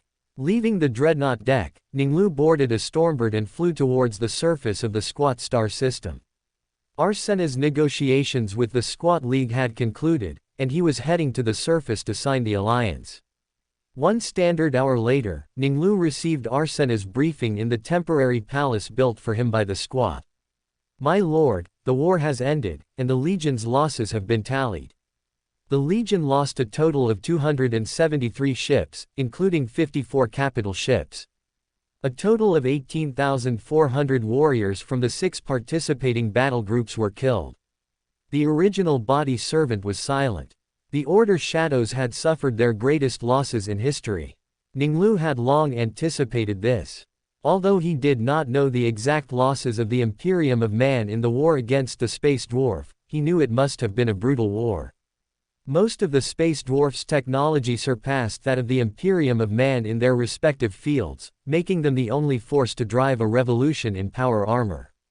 Whether in memory or in the present, the Jiao Lao had already realized the limitations of ordinary power armor when facing brutal urban warfare. Mark III power armor was currently under research. At the same time, the Space Dwarf, upon joining the Imperium of Man, always maintained their independence, even surpassing the Jiao. They did not pay taxes to the Imperium of Man, only providing the Imperium of Man with the manufacture of some weapons and equipment. The obligations they bore were far less than their production capacity and the responsibilities borne by the Jiao. Without sufficient strength, the Imperium of Man would never allow such a situation. Open black lens bracket. If I hadn't requested the Jiao to provide Iron Rider Terminator beforehand, and happened to receive the Saturn pattern Terminator prototype, the losses would have been even more severe. Close black lens bracket. While Ning Lu was pondering, Arsena continued his report. The 5th Battle Group, responsible for attacking Forgehold, suffered the most casualties, with 6,540 Order Shadows killed. The other 2 legions also suffered significant losses. The Thousand Suns lost nearly 2,000 men in the battle to attack the D-1519 star system, and the Iron Warriors lost nearly 10,000 men in the underground offensive and defensive battle in the D-1504 star system. Gene Seed Primarch Magnus and Perturabo will arrive in the Squat star system in 2 standard days. I understand, Ning Lu nodded, thinking to himself. Open black lens bracket. The Forgehold attacked by the Iron Warriors was not as large as the Slot star system, but the number of casualties was higher. Perturabo is still best at precise planning and frontal assaults. Close black lens bracket. Chapter 408 Phrixus. Lord Ning Lu's gift of the Skyhawk shuttle truly pleases Father. My lord, according to your will, I have reached an agreement with the Squat League. Arsena Dun presented the data slate to the Black Emperor. Ning Lu took the data slate and quickly reviewed its contents. The Squat League agrees that after fulfilling their duties determined with the Imperium, their remaining output will be preferentially supplied to us, covering weaponry, civilian products, and various minerals. The Squat artisans are willing to design suitable Centaur vehicles and Hecaton land fortresses for the Legion. I've seen their warriors' vehicles. Although the Hearthguard are shorter, their vehicles have more internal space, allowing ordinary auxiliary army warriors to use them. However, they are quite cramped for the Order Shadows. Upon hearing this, Ning Lu's eyes flashed. In his memory, after the Space Dwarfs nominally joined the Imperium, they did not build Centaur vehicles and Hecaton land fortresses for the Imperium. This was also the best proof of their considerable independence. While the Jiao also had considerable freedom in supplying weapons, they still had to meet the Imperium's requirements to a considerable extent, especially during the era of Huang Laohan and the Primarchs. The Centaur multi-purpose infantry vehicle is a high-performance, fast-response, all-terrain vehicle that can be used in various extreme environments. This type of vehicle is most suitable for exploration activities and is considered a leader among reconnaissance vehicles of its class. The Hecaton Land Fortress is the Space Dwarf's iconic combat vehicle and armored transport, a versatile and practical asset for any clan and mining guild. Its modular standard manufacturing template allows for the replacement of different weapons and warheads as needed, meeting a full range of demands from personnel transport to destroying enemy heavy weapons. The Centaur multi-purpose infantry vehicle, as a light vehicle, is often used in conjunction with the Hecaton Land Fortress, which is positioned as a heavy vehicle. While the Centaur multi-purpose infantry vehicle was one thing, the STC for the Hecaton Land Fortress was envied by the Imperium. However, Ning Lu had not yet managed to extract either of these STCs from Voden during their exchanges. As Ning Lu pondered, the original body servant continued his report. The Squat League will dispatch a 10,000-strong Iron Oath Order to accompany the Legion in battle. The number of the Iron Oath Order will gradually increase later, eventually reaching 50,000. Ning Lu knew that the Squat League had suffered heavy losses in a major war and needed time to recover. In the short term, he would not initiate other major wars besides Gardinal, and for Gardinal, he planned to use ordinary Beyonders as the core, which could be done later. He nodded in satisfaction and said to the silver-haired Arsena, "Well done, you've worked hard." A moment later, Ning Lu walked towards the great hall of the Squat League amidst the melodious sound of dwarf flutes. The Gene Seed Primarch surveyed his surroundings. In his warped vision, the short-statured Hearthguard of the Squat League looked at him and his guards with complex emotions in their minds. There was a hint of dark red hatred, as well as light gray confusion. Open black lens bracket compared to the resentful space dwarfs who had just finished a major war, their animosity towards the Legion was weak. Voden's influence over them was indeed strong. Close black lens bracket. Lorenzo waited at the door. As the sole surviving Grimnir Lord, he naturally became the chief. As the only Grimnir Lord, before a High Lord could be chosen, he could only step forward and directly represent the Squat League in signing the alliance with Ning Lu. Lorenzo walked up to Ning Lu and began, "I have already dispatched prospecting teams to search the galaxy center to select mineral-rich stars for you. I hope to establish friendship with you through this gift and alliance." Ning Lu smiled and extended his right hand. "It certainly will." His large hand covered the space dwarf's hand, and the surrounding order shadows and space dwarfs witnessed this harmonious scene.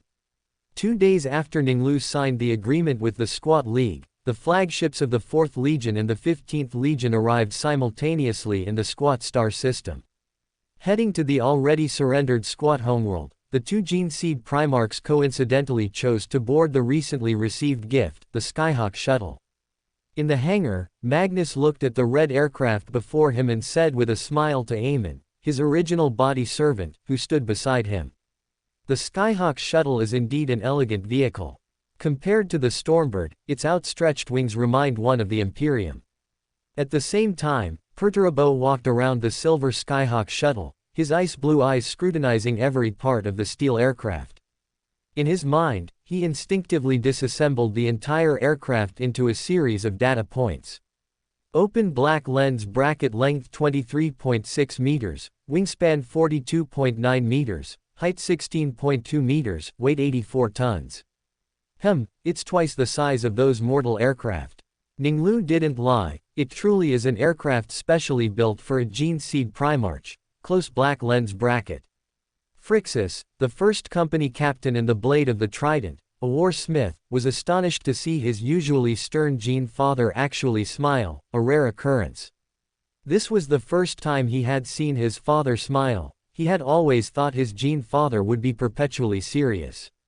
The Iron Warriors, invigorated by the return of their Gene father, erupted with greater fighting spirit than ever before, displaying far superior combat power in the assault on the D-1504 star system. However, after the Iron Warriors captured the Forgehold not long ago, their Gene father's evaluation was merely, barely adequate, you must perform better next time. Now, seeing his father clearly express a smile, Phrixus couldn't help but think to himself. Open black lens bracket Lord Ning Lu's gift of the Skyhawk shuttle truly pleases father.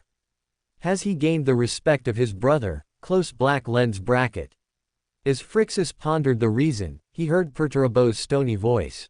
Bored. Phrixus saw the smile completely vanish from his Gene father's face. If he weren't a superhuman Astartes, he would even suspect that the fleeting smile on his father's face might have been his hallucination. Perturabo took 2 steps towards the deck and said casually, "Bring the 2 plasma guns I forged. Though I made them on a whim, they are still my own handiwork, and I want to give them to my 2 brothers." Perturabo wasn't worried that his offspring would discover that the plasma guns he forged during combat lulls were meticulously crafted masterwork weapons. During the times he wasn't forging weapons, he would use the talent bestowed upon him by the Emperor, his father, to conceive and perfect these weapons in his mind using numbers and engineering standards. Perturabo had drawn inspiration from both Imperial and Squat plasma technology. He had absolute confidence that these 2 weapons surpassed any plasma gun in the Imperium. Yes, father. Phrixus personally carried the 2 plasma guns. He had seen Perturabo disassemble the Squat Etacon plasma gun. The data slate he had given him had caused a leap in the Iron Warriors' plasma gun forging technology, making their stability unparalleled among many legions, with no explosion incidents in subsequent battles. And father had put even more thought into those 2 plasma guns. Every warsmith yearned to obtain those 2 masterpieces. 4 guard members, equipped with the new plasma guns, followed Perturabo and the first company captain aboard the Skyhawk shuttle.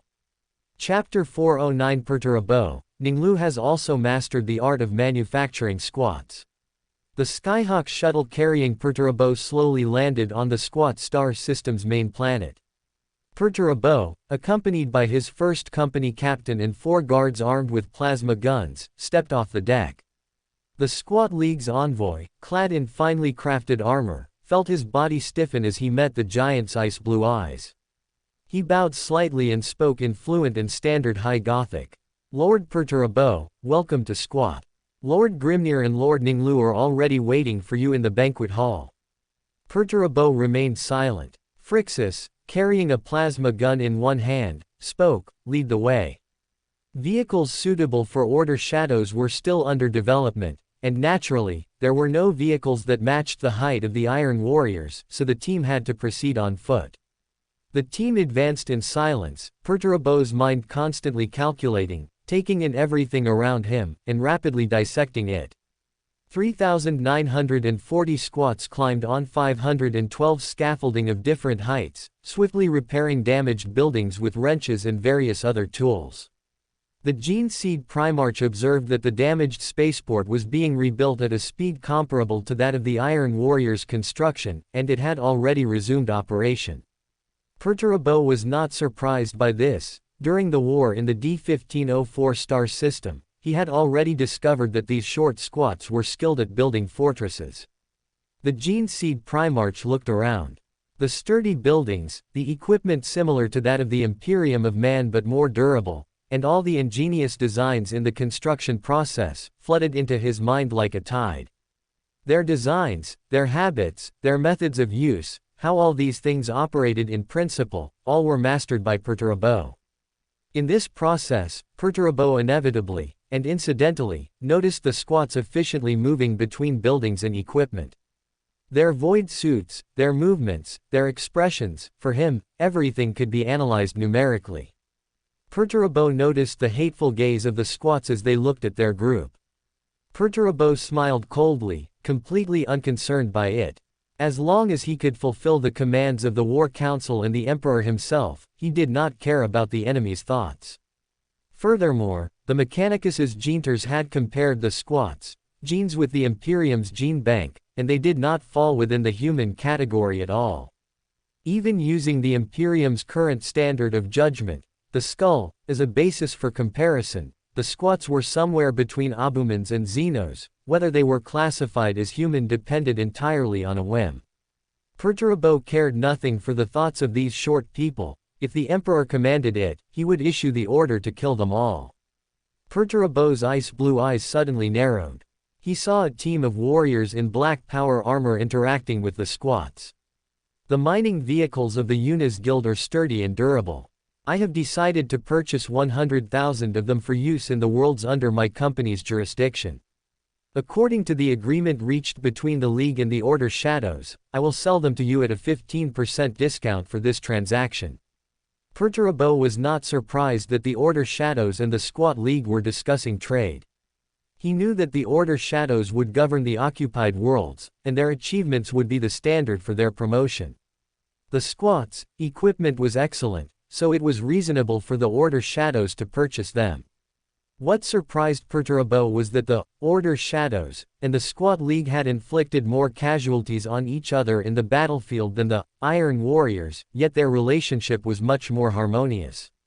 Those squats seemed to have forgotten the deaths caused by the Order Shadows. Before Perturabo could explore the reasons behind this, his gaze was drawn to the plasma guns carried by the Order Shadows.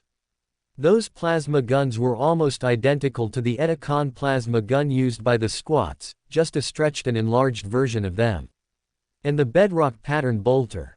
Open black lens bracket. How is this possible? Close black lens bracket. Waves rippled in Perturabo's ice-blue eyes. No one, not even the Gene Seed Primarch who had personally disassembled the Etacon plasma gun, knew better the difference between it and Imperial weapons. The squats' Etacon plasma gun, its linear electromagnetic accelerator, cooling pipes, and exhaust ports, were completely different from the Imperium's.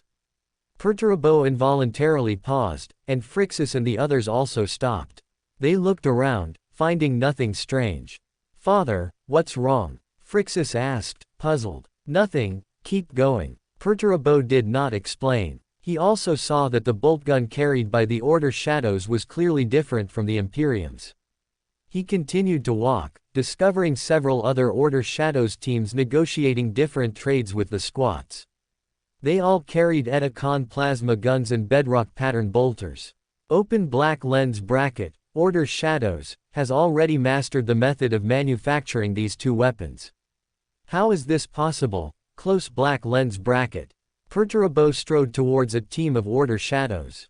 The squad members bowed upon seeing the approaching Gene Seed Primarch. "Lord Perturabo, where did the manufacturing techniques for your plasma guns and bolt guns come from?" "As far as I know, the chief forgemaster obtained the standard construction template from Father, and the Legion began re-equipping." "Did the re-equipping begin after the Squat League surrendered?" Perturabo pressed. Open black lens bracket. Ning Lu obtained the technology from the Squat League. Close black lens bracket. "No," the Order Shadows answer greatly astonished Perturabo. "My squad re-equipped with the bedrock pattern bolter a year ago, and the Etacon plasma gun 5 months ago." Open black lens bracket. What? The Squat League had not surrendered then. Ning Lu couldn't have obtained it from the short people. The technology came from Ning Lu, which means he also has a way to disassemble and master the short people's technology. Close black lens bracket. "Lord," the Order Shadows asked hesitantly. Perturabo emerged from his thoughts, concealing his confusion. "It's nothing." He stepped forward, his ice blue eyes dim. Led by the squad envoy, the team continued their journey towards the ceremonial hall. In front of the hall, he met Arsena Dunn, who was waiting to greet him. "Lord Perturabo, please follow me." Perturabo was expressionless. He nodded slightly and followed Arsena. Perturabo followed Arsena into the Great Hall, and discovered that besides Ning Lu, Magnus had also arrived. Ning Lu noticed the two plasma guns in Phrixus's hand behind Perturabo, which bore some resemblance to the Etacon plasma gun. Having mastered the STC, he was intimately familiar with the structure of this model. He could tell from the extremely smooth exhaust ports and sturdy gun body that this plasma gun was exquisitely forged, a true masterpiece. He then looked at the 4 Iron Warriors. The plasma guns they carried also had a structure similar to the Etacon plasma gun. Open black lens bracket. Perturabo disassembled the Etacon type and mastered the manufacturing technology. Close black lens bracket. Ning Lu was not surprised by this. Perturabo had been endowed with talents in technology and knowledge by Huang Laohan. He was both an engineer and a mathematician. No one, including Ferris Manus and Dora Kal, could compare to his technical abilities. Technology, unlike forging weapons, is a deep understanding of principles. When it comes to forging weapons, Fulgrim, Ferris Manus, and Vulcan might slightly surpass Perturabo, but in terms of understanding technology, they are not as good as Perturabo. Perturbo's learning ability for binary code was also astonishing. His speed in understanding and calculating binary information was enough to shock the sages, and he could even write entirely new programs for a Titan from scratch. If Perturabo could have had the opportunity to interfere with the Mechanicus's affairs, he might indeed have been honored and recognized as an imperial hero, achieving many great feats, pacifying the Mechanicus, refuting conservatives, and creating new armaments. But Huang Laohan did not place him in a more suitable position. Open black lens bracket. The plasma gun in Phrixus's hand is clearly different from the other 4, and he is holding it separately. 2 of them. Perturabo wouldn't have specially made 2 as gifts, intending to give them to Magnus and me, would he? Close black lens bracket. Chapter 410. Perturabo, since it's made, don't waste it. Ning Lu confirmed that the plasma gun in Phrixus's hand was likely a weapon personally crafted by Perturabo. He keenly noticed that Perturbo's expression was somber, radiating an aura that warned others to keep their distance. There was no suppressed anticipation of receiving praise after giving a gift. Open black lens bracket. That's not right. Given Perturbo's personality, He should be suppressing his desire for admiration from others, shouldn't he? What went wrong? Plasma weapons. Could it be? Close black lens bracket. A flash of inspiration struck Ning Lu, and he thought of the various battle groups participating in the war, all equipped with a certain number of Etacon plasma guns. Open black lens bracket. Could it be that Perturabo saw their plasma guns, and his self-proclaimed unique technology appearing in others' hands made him not want to humiliate himself? His depression flared up again. Not only did he not give me a gift, but he also became unhappy. No, Perturabo, since you made it, don't waste it. Close black lens bracket. Thinking this, Ning Lu immediately spoke. Perturabo, these two guns in Phrixus's hand, you made them, right? I think only you could create such perfect firearms. Their exhaust ports are smooth and unblocked, and their heat dissipation performance. Perturabo looked at Ning Lu. His words perfectly touched upon the exquisite details of the plasma gun he had forged. The admiration on his face was clear, and the curve of his lips was just right. All data indicated that Ning Lu's praise was heartfelt. Perturabo's ice blue eyes suddenly shone brightly, and his electronic dreadlocks swayed smoothly. Open black lens bracket. That's right, even if Ning Lu can replicate it, it's not as good as the many unique improvements I made based on the squat's foundation. I spent a lot of effort on these improvements. The Etacon plasma gun is more stable and powerful than the Imperial version. The one I personally made has half again the stability of the Etacon plasma gun and 4 times the power. Close black lens bracket. Perturabo thought confidently. Open black lens bracket. Only I, Perturabo, can accomplish such improvements. Close black lens bracket. Thinking this, he said casually. I made these 2 guns on a whim. Since you like them, I'll give you one. Magnus. Before Perturabo could finish speaking, Ning Lu had already reached out and taken a plasma gun from Phrixus's hand. Phrixus only saw a black blur flash before his eyes, and his hand felt lighter. The plasma gun had already fallen into the hands of Lord Ning Lu. Perturabo was stunned for a moment, like an unappreciated artist suddenly receiving praise from a connoisseur. He smiled and said to Magnus, "If you like it too, the other one is for you." Perturabo, of course I'd be happy to receive your gift, the red-skinned Cyclops said. He took the plasma gun from Phrixus's hand. Thank you for the gift. Magnus then looked at Ning Lu. Today, I rode a Skyhawk shuttle for the first time. Its elegant shape immediately brings to mind the Imperial Eagle. The entire flight was smooth and comfortable, and the view from the observation dome was also wider than from the viewing window. Magnus did not praise against his will. Although his consciousness could spread out and roam the ether, allowing him to survey the entire planet, admiring the scenery through his single eye was another kind of artistic experience. It's indeed good, but it still bumps when it encounters turbulence.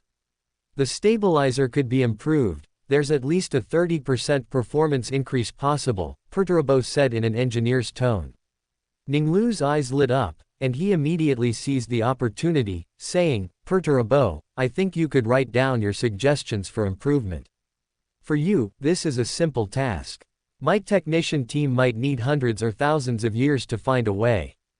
Good, that won't take much time for me, Perturabo said with a smile. I will give you comprehensive improvement suggestions for your Skyhawk shuttle. The performance of the standard version will increase by 25%. And the version suitable for us will increase by 54%. Phrixus, with empty hands, looked curiously at his gene father. Open black lens bracket. Father seems very different from usual. He's not as serious, he seems very relaxed, very happy. Close black lens bracket. Perturabo felt Phrixus's searching gaze, and his smile faded. He asked curiously, Ning Lu, as I traveled, I noticed that the weapons equipped by your subordinates are similar to the squat's Etacon plasma gun and bedrock pattern bolter. Your son told me that this technology came from you. How did you obtain their technology? Did you also disassemble their weapons? Upon hearing this, Ning Lu's thoughts raced. Voden and his change the concept were secrets that could not be told to Perturabo. No one would ever know the truth, because it had long been buried. He used the same excuse he had given to first seek Grimnir Lord to answer Perturabo. That's right, I've mastered every detail of them. I see, Perturabo nodded, thinking thoughtfully. Open black lens bracket order shadows are acutely perceptive. Ning Lu's keen perception should not be limited to other creatures, he should have mastered every part. This is replication, not understanding the technology to manufacture them. But it's enough for replication, unlike my mastery of manufacturing secrets at a fundamental level. Close black lens bracket. Ning Lu perceived that Perturabo, as he had guided him, was thinking in terms of Huang Laohan bestowing his talents upon him. He had previously misled First Seek Grimnir Lord into believing that he was a tech psyker, like the deceased First Seek Grimnir Lord, and both times changed the concept. Magnus, seeing that Perturabo had received his answer, glanced at Hather Mayat and asked Ning Lu. I discovered in the D1519 star system that although the clan controlling the area was established recently, its history traces back at least several millennia. Ning Lu, have you found anything? Ning Lu nodded slightly. Of course, Hather and I unearthed some knowledge about the League of Votan. The squat, also known as the League of Votan, primarily includes two main types, the Shortkin and the Ironkin. To elevate Hather's status in Magnus's heart, at least to ensure he surpassed the other temple heads besides Azek Ahriman, Ning Lu told Hather much of the knowledge he had gained in Voden and allowed him to tell Magnus. The more Magnus trusted Hather, the more he could gain benefits for him within the Thousand Suns. Magnus's eyes flickered, immersed in the knowledge. As he satisfied his curiosity, he naturally memorized the knowledge. Perturabo rapidly integrated what Ning Lu said into his memory, storing it to recall when needed. Ning Lu keenly noticed that compared to the pre-war planning, Perturabo's attitude had clearly shifted. He asked questions periodically, unlike before when he was cold and withdrawn. Magnus, of course, was even more curious, asking question after question. The exchange between the three gene seed Primarchs lasted for 5 days, until representatives dispatched by the Mechanicus and Mikado arrived in the squat star system. Chapter 411, Primarch Meeting, Hather temporarily first under Magnus. Imperial representatives emerged from a ship in squat orbit, boarding golden Skyhawk shuttles. 130 aircraft formed a Skyhawk pattern in the void. Then, the formation flew neatly to the airspace above the spaceport. They stopped simultaneously, their tail flames blossoming in the sky above the starport. The Skyhawk shuttles landed neatly, coming to a stop in the landing zone. Officials wearing Ministry of Internal Affairs robes, accompanied by their retinue, descended from the deck. Mikado's representative smiled and said to his attendant beside him, "Only such aircraft are fitting for us, the representatives of the Imperium, those deeply trusted by the Hand Imprinter, to ride. This is not vanity, but a necessity for our service to the Emperor." The attendant, with a beaming smile, agreed, saying, "Lord Andrea is truly discerning, it is precisely so. Now, let us go meet the Gene Seed Primarch." A moment later, Andrea met 3 Primarchs in the palace. He performed the Skyhawk salute with his arms crossed over his chest. "Lord Ning Lu, Lord Magnus, Lord Perturabo." Andrea of the Ministry of Internal Affairs salutes the Gene Seed Primarchs. Perturabo's ice blue eyes were unfocused. In his mind, the Skyhawk shuttle's wings were isolated, rotating and disassembling into individual parts. Ning Lu decided to spend the upcoming time at the Ancestor Shrine of the Forge Number, communicating with Voden to acquire as much technology as possible. "I have spoken with Lord Grimnir of the Squat League. The upcoming negotiations will be handled by you representing the Imperium to discuss with them. I believe you will reach a suitable agreement. I am very interested in squat culture," the red-skinned Cyclops said. "I will participate in your negotiations." Although Magnus had received relevant information about the squats from Ning Lu, and Hather had also gained many unique insights, Magnus was very curious about this resilient race, whose history was shrouded in mist, yet whose technology was intricately linked to the Imperium. He wanted to understand this race firsthand. Ning Lu and the silent Perturabo then left. Magnus patiently sat with Andrea and the hastily arrived Mechanicus envoy Sage, learning about the demands of various factions within the Imperium from them. Time flowed, and after the effects of the third tube of personalized stimulant Andrea had injected wore off, he proposed a temporary recess. Magnus, accompanied by Eamon and Hather, among others, left the hall and returned to the flagship. He immediately announced the convening of the Primarch meeting. The members of the Primarch meeting were personally selected by Magnus. They were the high-level group of the Thousand Sons Legion, responsible for discussing all current affairs of the Legion. Its members were fluid. Whether a Thousand Son could join depended on various factors, a crucial one being his prestige within the Legion. The 5 great schools were all competing for dominance, coveting the valuable seats around the Primarch. Everyone knew that basking in Magnus's glory could grant precious knowledge and powerful strength. Even Magnus's former mentor did not have a stable seat in the Primarch Council. Laxon Tep of the Falcon School fought hard to secure his seat and died in the recent war in the D-1519 star system. Asta of the Bright Feather School was replaced by Hather. Ihoden barely maintained his position in the school in the Primarch meeting, but he could only hold a marginal position.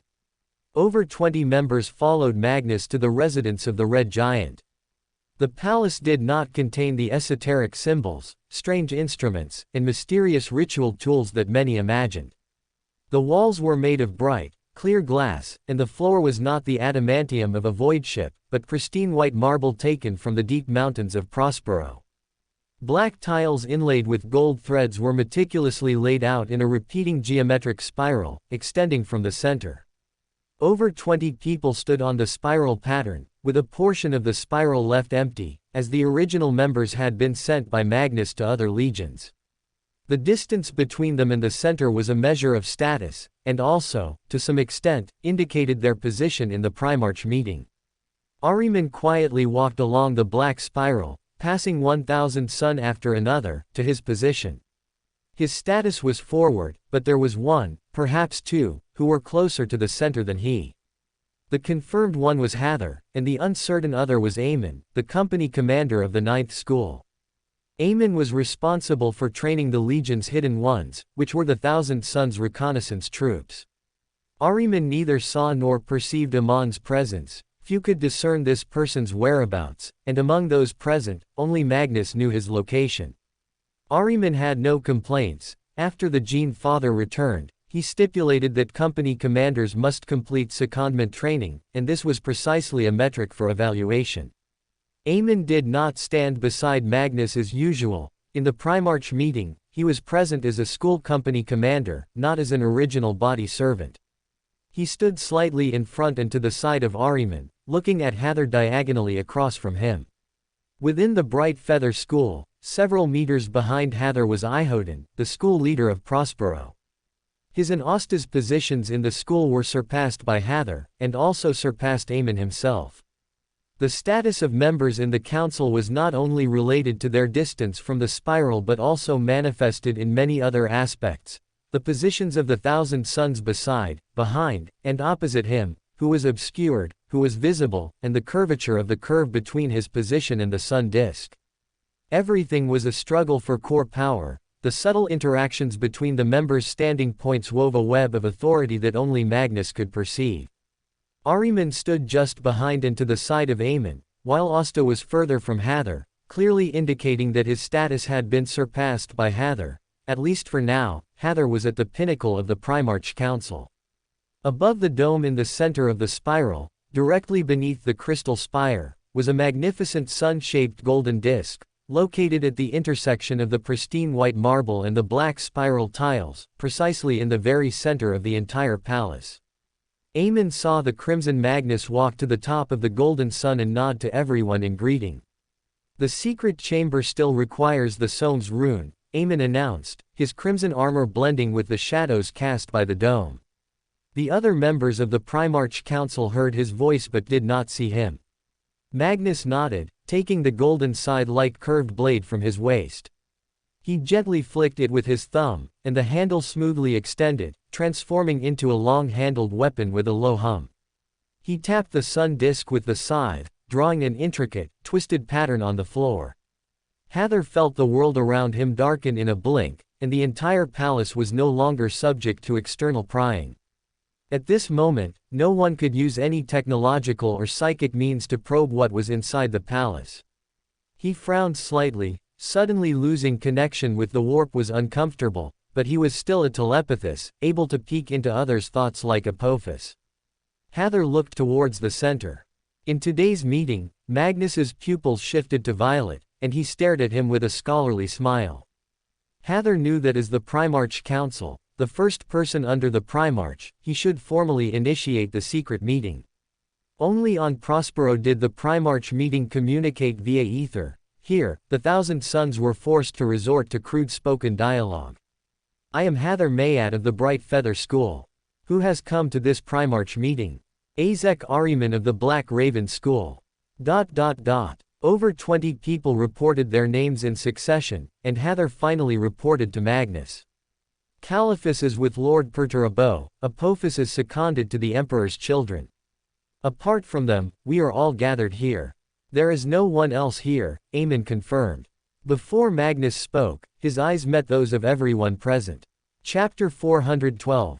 Becoming the head of the temple, Third Company Captain's ambition for the think tank curator. Magnus's gaze finally landed on Hather Mayat, and with a scholarly, curious smile, just as he did when he ascended the podium on Prospero, he began to speak. Hather has discovered some interesting things about the squats, and now let us hear his findings.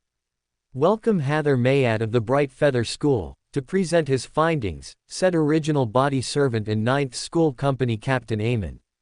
The telepathist looked at the Gene Seed Primarch. Unlike Perturabo and other Gene Seed Primarchs who showed no emotion, his Gene Father displayed obvious curiosity, a bright curiosity sparkling in his Cyclops' violet eyes today. Aemon was hidden from view, even though the Gene Seed Primarch had deployed the Somes rune to block psychic energy, he did not reveal his body.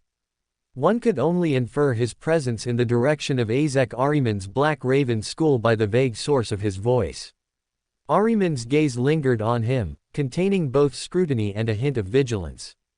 Open black lens bracket is he wary of me, surpassing his position and gaining greater power within the Thousand Sons, close black lens bracket.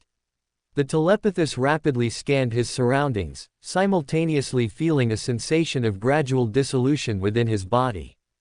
Finally, his gaze returned to his Gene Father, whose perfectly sculpted face, a product of the Bright Feather School, was adorned with a charming smile. To fulfill Ning Lu's command and elevate his own standing with him, Hather decided to directly reveal information that was known to very few. The squats should actually be called the League of Votan, or Space Dwarfs. Votan are also known as Ancestor Cores. All space dwarfs, whether Hearthguard or Ironkan, originate from the genetic templates stored within them. I believe, Father, you must have already discovered that they not only have strong resistance to psychic powers but also to other psychic spells. Magnus nodded slightly. Indeed, their bodies are particularly resilient. Please allow me to demonstrate, Hather said, seeing his Gene Father nod, and took a data slate from his waist.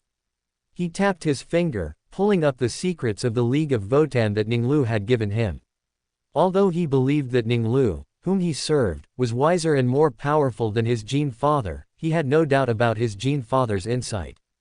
He knew he had to present concrete information to gain his Gene Father's attention. Although the telepathist couldn't precisely read Ning Lu's exact thoughts, he believed that cloning weave technology was not an absolutely unrevealed secret. Moreover, most of this part of the data slate consisted of genetic template data from non-Grimner sages. The Gene Father would have no interest in creating space dwarfs without psychic talent, he was simply curious about knowledge. Text and images flashed before the eyes of many thousand suns. Even with psychic energy blocked, the Thousand Sons still possessed the superhuman vision of Astartes, allowing them to see the content. However, they had not mastered the Space Dwarf script, and with psychic energy blocked, they could not quickly complete the analysis using only their brains. They combined Hather's, parsed, Gothic text comparisons, furrowed their brows, and began to decipher the Space Dwarf script. Magnus's violet eyes flickered, images and text flowing through his mind like a river. Moments later, Magnus's purple eyes sparkled, cloning weaving genes. The technology of the League of Votan is indeed unique. Are there any other discoveries? Hather was silent for a moment. Compared to pure knowledge like cloning weave, Ning Lu also gave him a rune. This rune was one of the runes used in the warp circuit by the Grimnir sage, which served to gather psychic energy. Ning Lu had told him to decide whether or not to show it to his gene father depending on the situation. The telepathist couldn't precisely gauge how much showing the rune would elevate his standing in Magnus's heart. In an instant, Hather made his decision: he would try it. He believed this was his only chance to achieve a status equal to Ahriman in Magnus's heart. Ahriman was the Legion's de facto commander before the Thousand Sons reunited with their gene father, leading the Legion through that dark age. Now that Ahriman had not yet completed his secondment, he still had a chance. Once Ahriman completed his secondment, his hope for the vacant think tank curator position would be much smaller than Ahriman's. Becoming the think tank curator would grant him more power, and more knowledge and secrets would pass through his sight. He would also be able to offer more to Ning Lu. Thinking of this, Hather made his decision. He raised his arm and quickly sketched a pentagonal rune enclosing a circle. Because the Sohm's rune blocked the warp, the rune had no effect whatsoever. But Magnus keenly sensed the difference in this rune. This is a rune that can cause psychic changes. It does not belong to our known categories. Good discovery. Is there anything else? Nothing else. This rune is my greatest discovery. Hather knew that Ning Lu had captured several servo-automata and might have mastered a complete warp circuit, but he clearly was unwilling to give it to his gene father.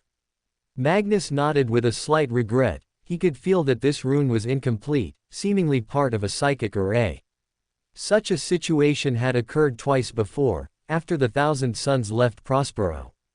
In the ruins of two different civilizations, they had acquired over a dozen incomplete runes, all of which had belonged to lost civilizations. However, the runes obtained in the past were far less effective compared to this one from the League of Votan. Open black lens bracket. If only I could get the complete one. Close black lens bracket. After a moment of disappointment, Magnus addressed the assembly. Members of the head council, Hather followed my brother Ning Lu and completed a perfect journey within the Order Shadows. He also contributed knowledge of the League of Votan to the Legion during the battle against the Squat League, and discovered a rune containing unique power. Given his achievements, his prestige within the Thousand Sons, his knowledge and ability, and his understanding of bright feather techniques, he rightfully deserves to be the head of the temple for the Sky Eagle School and serve as the company captain of the third school. Upon hearing this, a hint of disappointment flashed in Hather's eyes. Although he became the second company captain after Aemon, who did not require secondment experience, and became the head of the temple of one of the 5 great schools, there was still a gap between this and his expectations. From the beginning of his secondment, he was destined to become a company captain. Within the Bright Feather School, no one, whether Prosperan or Terra descendants, possessed psychic abilities that could rival his. Even the founders of the Bright Feather School, Asta and Ihoden, had their techniques long surpassed by him. The head of the temple position was merely within his grasp. What he wanted was the vacant think tank curator position. The telepathist's eyes swept across the congratulating crowd around him. He saw a look of solemnity in Ahriman's eyes as Ahriman looked at him. The telepathist then looked at his gene father, and found his Cyclops' eye sweeping between himself and Ahriman. Could it be that the gene father will choose one of us, me or Ahriman, to be the Legion's librarian? My contribution this time was not useless, rather, it earned me this opportunity. Hather suddenly felt a sensation of stars exploding within him. He thought to himself, I have become a true telepathist. Chapter 413, a rune for Magnus's Sohm's rune.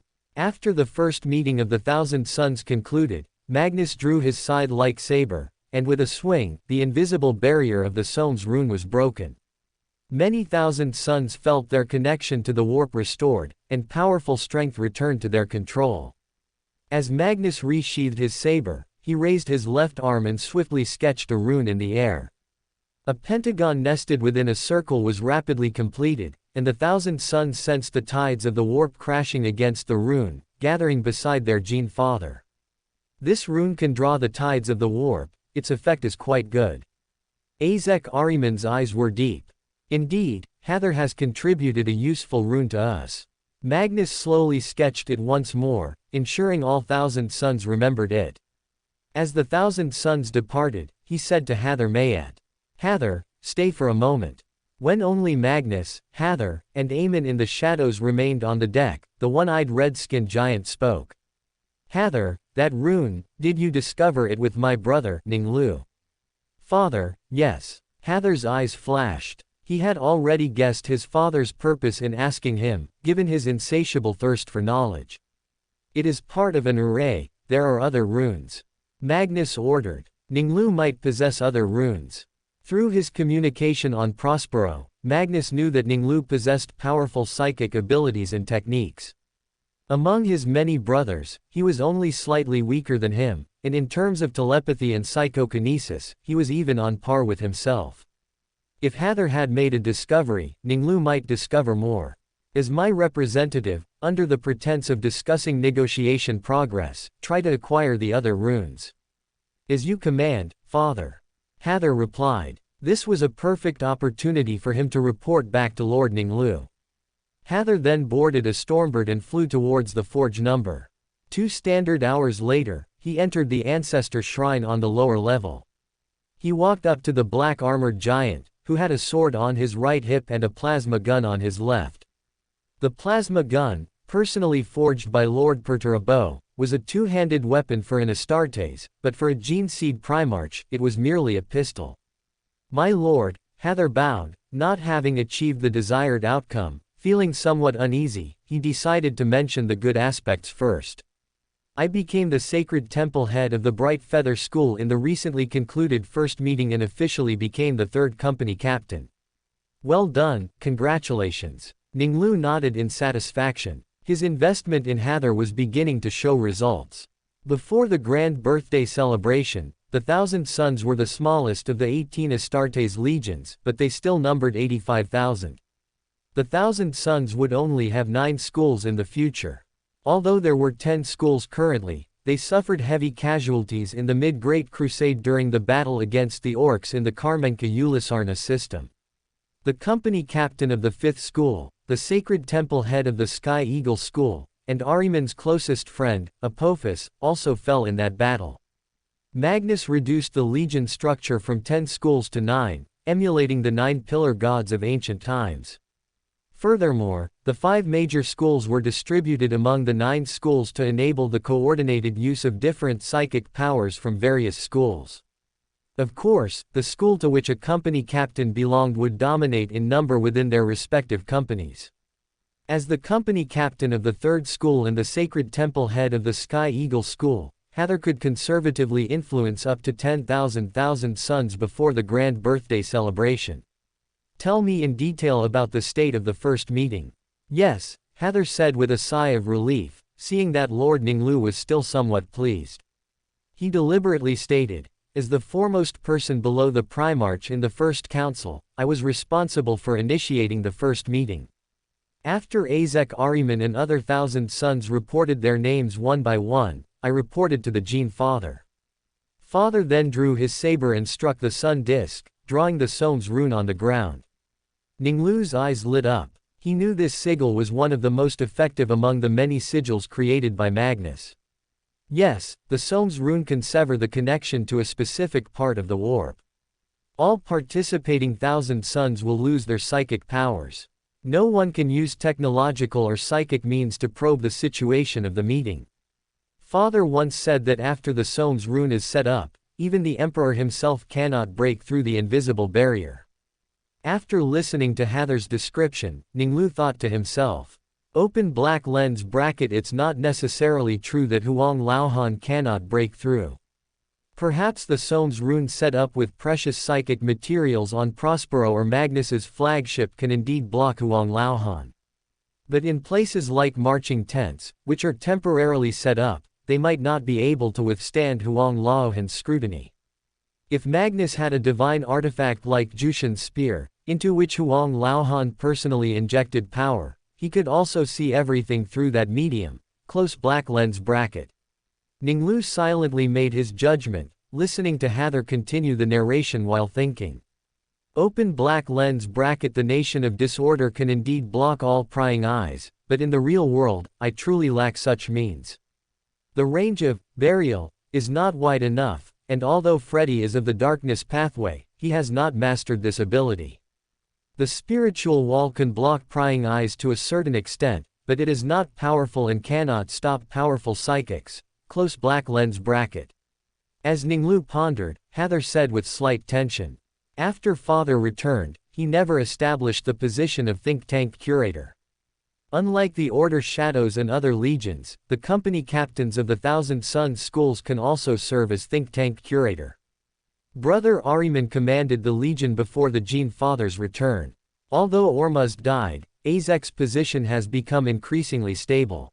To become a think tank curator and serve you, I must win Father's favor before he completes his secondment. The telepathist looked at Lord Ning Lu and continued. Therefore, I shared the rune you told me about at the first meeting. Ning Lu nodded slightly, smiling, and said, since I gave it to you, you can naturally decide based on the situation, there's no need to worry. Hather breathed a sigh of relief. Ning Lu asked, do you possess the Somes rune? I do not, Hather said helplessly. Only Father can complete the Somes rune. He explained in detail. Although the Somes rune's pattern is complex, it's not difficult for the Thousand Suns. The reason it cannot be completed is due to the application of psychic power during the sketching process. With each strike, the psychic power must be just right and completed without the slightest error. Only Father can do this. Hather knew that even Azek couldn't complete the Somes rune. Perhaps only the mysterious Aemon could, but he didn't think the original body servant could do it either. I can only sketch 1/3 of it. Open your mind to me, I want to personally explore its mysteries. Ning Lu said. Since Magnus had obtained his rune, it was only reasonable for him to acquire the sigil Magnus created. Although the value between the two was vastly different, they were both runes, so there was no need to fuss so much.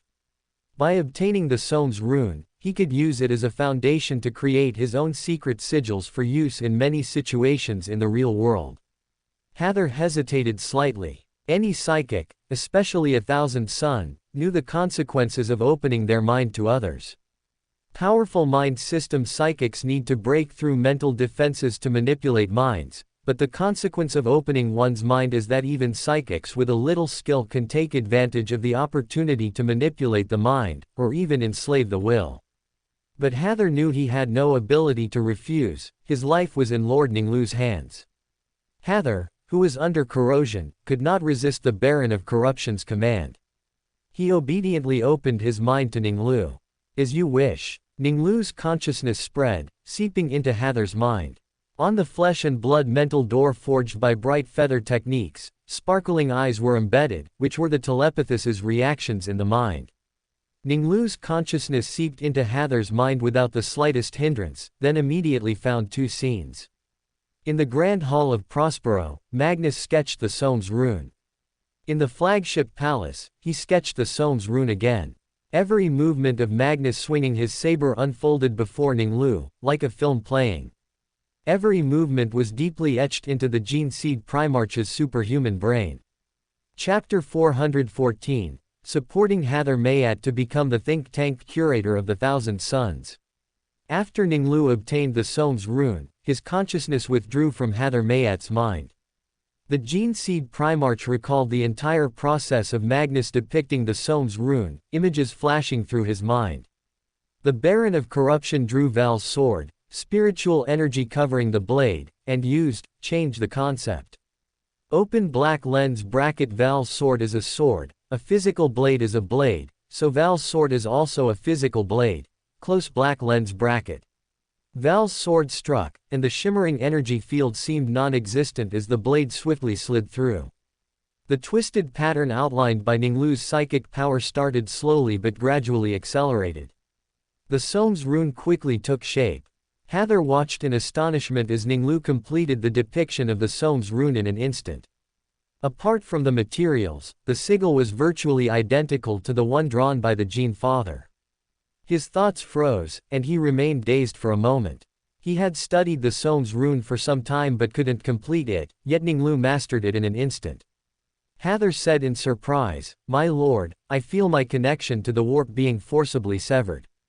The Somes rune you outlined is not just a mere form, it has the same effect as the one drawn by Father. In the future, perhaps you will also master this type of sigil, or possess sigils with similar effects." Ning Lu swung Val's sword, dispelling the barrier created by the Somes rune. Although the Somes rune has a powerful obscuring effect, it is based on psychic power. It would be better to create a sigil based on spiritual energy. Once Hather masters this sigil, he can also block the prying of the guardian spirits that will be by his side when communicating with him remotely. The Somes rune has the same effect, but Hather cannot master the psychic power to complete it. "Thank you, my lord," Hather said, and he continued his report. "Through the ability you bestowed upon me, I observed Father's performance and guessed that he might choose one of us, me or Azek Ahriman, to serve as think tank curator. My previous series of performances, including this contribution of cloning weave-in runes, have earned me this opportunity." Ning Lu nodded slightly, thinking to himself. Open black lens bracket. If there are no changes, the Thousand Suns will next go to Morningstar with the Iron Warriors to rescue the local humans trapped by magnetic field anomalies. Perhaps, that will be Magnus's test. Close black lens bracket. Strive for it with all your might. If needed, I will provide you with support.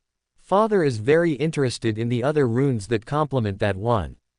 He sent me here hoping to obtain them from you, Hather candidly stated Magnus's request, leaving the decision to Ning Lu. I will give you a few runes. Take them back to Magnus.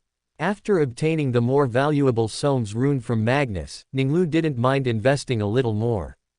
If he could help Hather become the think tank curator, he would receive more in return. The Baron of Corruption looked at Hather's perfectly integrated aura and asked, "Have you mastered the power I bestowed upon you?" "My lord, I believe so.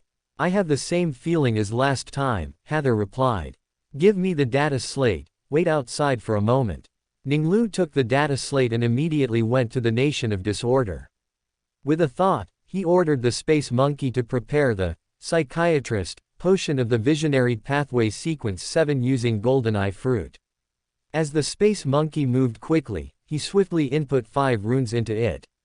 These, along with the previous rune, were all part of the same psychic matrix. The 6 runes were directly connected or dispersed within the servo automata's warp circuits. When combined, they could gather warp energy within a certain range, achieving approximately 1/5 of the original matrix's effect. Ning Lu obtained the Psychiatrist potion and returned to the real world. A moment later, Hather was promoted to Psychiatrist. After consolidating his power, he took the data slate and examined the runes within. "My lord, I will certainly make good use of the power and runic mysteries you have bestowed upon me to win the position of think tank curator." Hather then left with the data slate. He would not immediately return to the Thousand Suns flagship. He wanted his father to know that he had put in great effort to obtain these runes. This was both to prevent his father from asking him to try and acquire more runes and to highlight the value of his effort. Ning Lu, meanwhile, holding the Centaur multipurpose infantry vehicle STC data he had just obtained through Voden interaction, walked into the elevator. 2 minutes later, Ning Lu entered the main foundry deck. The Gene Seed Primarch looked around. Dozens of decks had been opened up, with a total area at least 1.5 times larger than the Dreadnought deck. 12 control panels were scattered across the main foundry deck, controlling the surrounding robots. Dense cables spread like spiderwebs, connecting the machines together. Ning Lu's gaze was immediately drawn to the area marked with the Gothic numeral 8. He saw Malina Scala standing in the experimental area, wearing forest green armor. Compared to other armor, Malena's armor had many dense holes on the arms, ribs, and legs. These holes were filled with green, densely packed with vines, seaweed, fungi, spores, and more. Clearly, this armor set was designed to complement the Beander abilities of the Mother Pathway. Malavalis and Rosicky Chek stood in front of the control panel, monitoring the information captured by the sensors and feeding it back to the video screens and surrounding image screens. Ning Lu stepped over and saw Rosicky lean into the microphone and say, 49th experiment, beginning recording. Malena's hazel eyes lit up. She raised her fair arm and pressed a red gem on the waist of her green armor. The red gem shimmered, the armor glowed, the warp circuit activated, and immense power surged. The Gene Seed Primarch keenly noticed the immense power gathering within the palm-thick glass. Malena's body was lifted by the immense power. Her eyes shimmered like stars, and arcs of electricity, like snakes, coiled around her. Malena pushed her hands forward. In the area covered by her left hand, the Katachan snake swarm writhing on the ground rapidly expanded. With a bang, the flesh and blood of hundreds of poisonous snakes splattered. Malena condensed an electric spear in her fair right hand, psychic lightning crackling, striking directly at the scrapped tank. Shimmering arcs of electricity danced within the tank, and with a bang, it turned into a puddle of metal wreckage.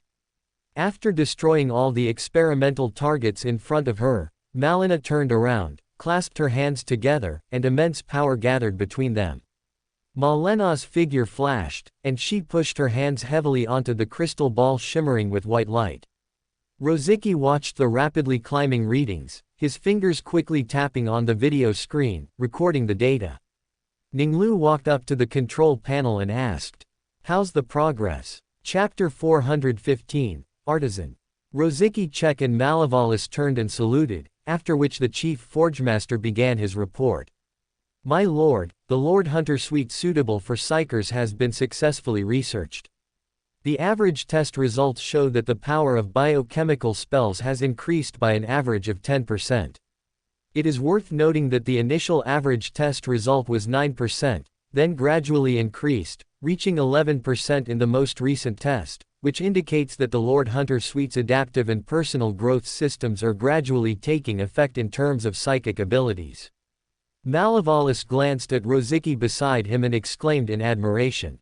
The chief forgemaster's ingenious ideas and unparalleled craftsmanship have achieved this innovative accomplishment. Malavalis had always believed that in the field of armor forging, he was unmatched in the Empire. Even when he worked with Ferrus Manus to craft armor for him, he was amazed by the Primarch's ingenuity, but their roles were almost identical. Rosicky, however, astounded Malavalis. Throughout the research and development process, Malavalis was initially in a leading position, but when a series of problems arose, Rosicky quickly found solutions before Malavalis could think of any. The first issue we encountered was how to embed warp circuits into the Lord Hunter suite's mature system. The obstacle lay in the fact that the Grimner Sage's system is a completely different system, which is clearly reflected in them. Grimner Sage are also space dwarfs. Their physical qualities surpass ordinary humans, allowing them to wear heavy power armor, just like Astartes psychers. Ning Lu nodded, understanding Malavalis's meaning, as he possessed the cloning weave. The Grimner Sage's genes are approximately 63% identical to the Hearthguard, also possessing tough bodies capable of wearing heavy power armor, at least enhancing their defensive capabilities, yet they only wear robes. I researched the dwarfs' void armor and found that the pylacrete alloy and the runes engraved on it conflict with the runes on the Grimner Sage and the warp circuit system of the servo automata. This is why they do not wear armor like Legion warriors. Similarly, the various systems within the Lord Hunter suite also conflict with the Grimner Sage's system.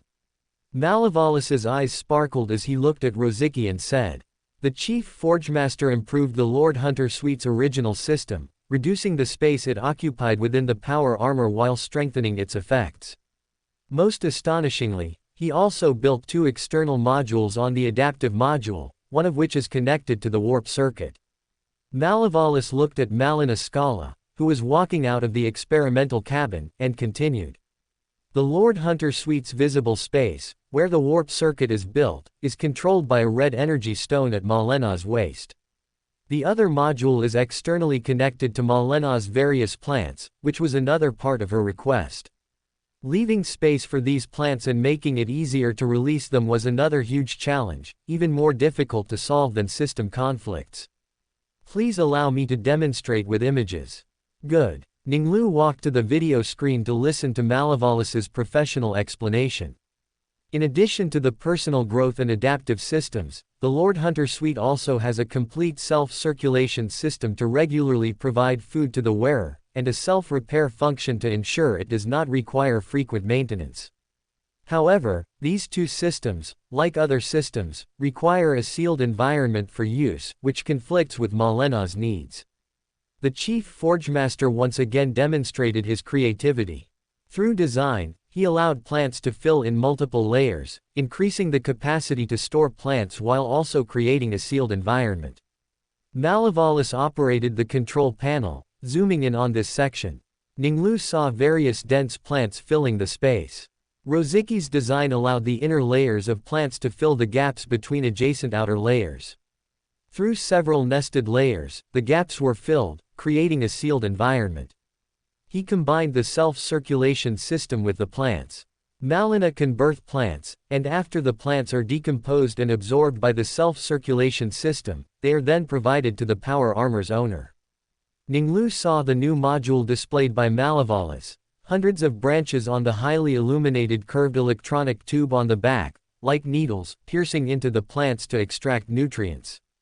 Then, the nutrients circulated within the electronic tube and were finally injected into the body through areas of contact with the skin, such as the arms. The other direction of self-circulation was also retained. Waste products would still be converted into nutrients and transported back to the plants, promoting their growth, which would reduce Malena's consumption for birth plants.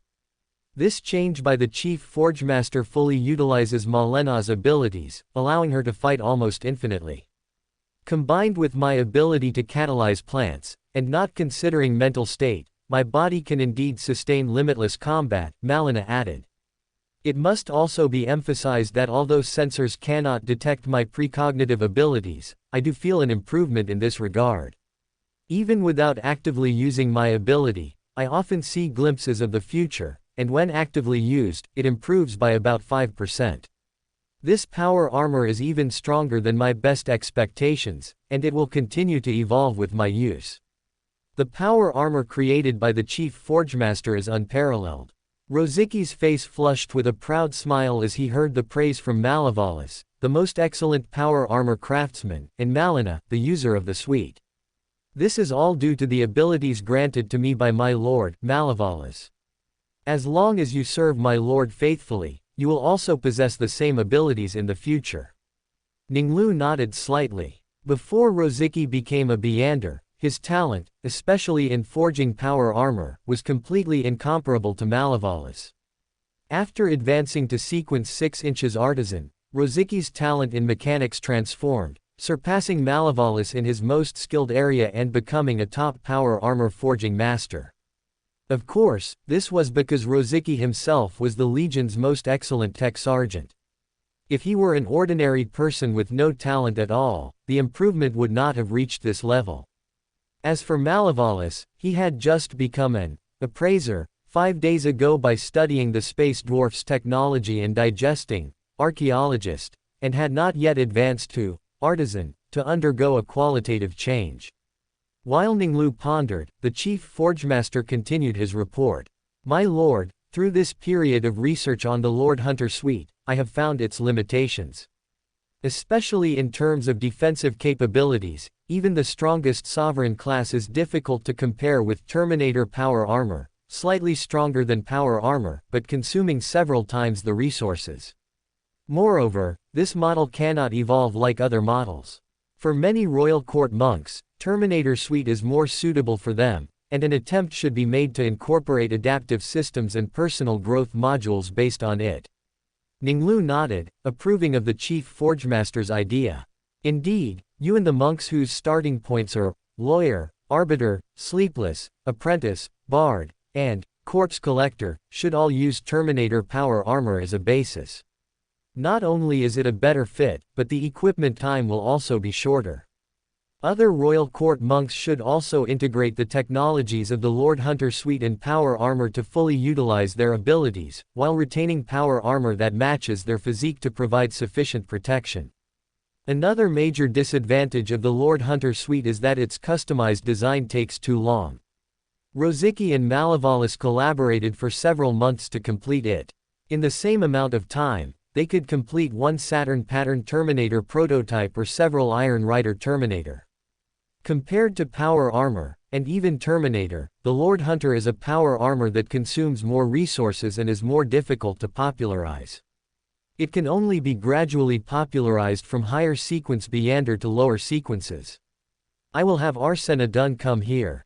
With the experience of designing for psychers, you will be able to complete it more easily. Detective, do not need plants and the like, so the customization time should be much shorter. There are also Witch Maria Kurnikova and others. After conquering Gardinal, the Beyander outside the Order Shadows are the main force he places his hopes on. Ning Lu handed the STC data crystal of the Centaurus multi-purpose war vehicle to the Chief Forgemaster, then returned to the Ancestor Shrine on the lower level to continue communicating with Voden. Chapter 416, The True Winner. In the 4th sun month of year 852, on the lower deck of the Forge Number, Arsena Dun, clad in pristine white armor, entered the Ancestor Shrine. Ning Lu became aware of Arsena's arrival the moment he stepped into the Ancestor Shrine. He turned his head to see Arsena's armor covered in runes. The black runes on his chest and waist were identical to those on Grimner Sage. His arms bore the Fire Dragon rune of the Eldar, while the runes on his legs came from the Flow and other Xenos. Ning Lu watched Arsena approach him and asked, "Are you satisfied with the armor the Chief Forgemaster forged for you?" "My lord, I am very satisfied. This set of armor combines the Randan's personal energy shield, the Space Dwarf's shield weaving technology, and Pilocrete alloy. It provides power armor-like protection without hindering movement. This is because I don't have special demands like Malina." He hovered his left hand over the black energy stone at his waist. "Through experimentation, I've found that activating the warp circuit can increase the power of my psychic spells by 12%. Activating the Eldar Fire Dragon rune on my arms further boosts fire element spells by another 15%. Ning Lu nodded. The White Tauren pathway, before advancing to Sequence 6 Savon, had no special demands. Only after advancing to Savon would special needs arise based on the abilities learned and analyzed. Arsena's current special demands all stemmed from his psychic abilities, especially the Fire Dragon rune. Ning Lu could see that the fire dragons engraved on Arsena's arms were lifelike, their vibrant red color concealing immense power, clearly indicating top-tier psychic materials and craftsmanship. While there were many psychic artisans in the Legion, only 2 possessed this level of skill. Saint Diago hailed from the Bergkamp family, a lineage of psychic artisans, but he had just assumed leadership of the 5th Battle Group and was busy repairing the space station at the Karl Ehm Gate, so he clearly wouldn't be here. That left only Miguel, the tech psychic from the Kasai casting psychic Longsword family. "Miguel Cuesta, he engraved them for you. My lord is discerning, it was indeed him. Research on the Yemen Jia Xing Kong Ju Shi Bei has made new progress, and Miguel was ordered to report. I will see him personally shortly." Ning Lu looked at the original body servant holding a data slate. Has the Empire reached an agreement with the Squat League? After lengthy negotiations, representatives from the Empire and the Squat League reached an agreement, Arsena said with sparkling eyes and a wide smile. The Squat League is willing to join the Empire and will contribute its manufactured weapons, equipment, and other outputs to the Empire. It's worth noting that the Ministry of Internal Affairs' representative specified a minimum production capacity of only 1.5%. Although the Squat League's 1.5% production capacity rivals most imperial industrial worlds, the agreement we subsequently reached set the minimum share at 4%. Ning Lu nodded slightly. The strength of the Squat League had indeed secured them quite favorable terms. As he pondered, the original body servant continued to report, "The Squat League has assembled an Iron Oath Order, with the Hearthguard numbering 20,000. The Squat, having just experienced a major war, were recovering very quickly. Aside from the warships that require time to build, their numbers should have recovered at least by half," Ning Lu said, not at all surprised by this. Space dwarf who die return to Voden, their memories becoming data to forge future Hearthguard. Their bodies become materials, cast into the melting pot, and forged into new Hearthguard through cloning weave. All space dwarf know they were born from the melting pot, they fully accept this process and consider returning to Voden in honor. Ning Lu exclaimed, "For any Hearthguard, the greatest punishment is expulsion, losing the right to return to Voden." So that's it. No wonder the Squat League was so confident and showed such a tough stance towards the Imperial representatives, Arsena remarked. During the negotiations, Mars, though not obtaining standard construction templates, did gain the right to visit and learn. The Squat League permitted them to visit some factories. How much they gain depends on the tech priest's abilities. The terms reached between the Empire and Mars were similar to what he remembered. Open black lens bracket. In a normal war, the Empire would gain nominal obedience and a small amount of production capacity, while Mars would acquire some technology. The Iron Warriors obtained stable plasma gun manufacturing technology. The Thousand Suns received several runes for converging warp energy from me, along with knowledge of space dwarf history and other information. The true winner is me. The space dwarf possess conventional technology, most of which I obtained from Voden. The Squat League, spanning over 20 star systems, has a 4% production capacity comparable to most Forge World. I gained priority trade rights in preferential terms, a sun, and an Iron Oath order of at least 50,000 members, close black lens bracket. As Ning Lu pondered, the original body servant reminded him, "My lord, the Legion is about to depart. You previously designated the Ramirez-class Star Fort as a future trading hub with the Squat League. Should Order Shadows be stationed there?" After a moment of thought, Ning Lu instructed, "Order the first battle group to select a subordinate officer to remain behind." A moment later, Miguel entered the Ancestor Shrine and approached the Gene Seed Primarch. "Father, preliminary results have been achieved in the study of the second stone chamber. We have deciphered a portion of its content regarding the method for creating anti-psychic fields. We subsequently discovered a large matrix in the area below the chamber's control. Once activated, it will form a force field covering a vast area.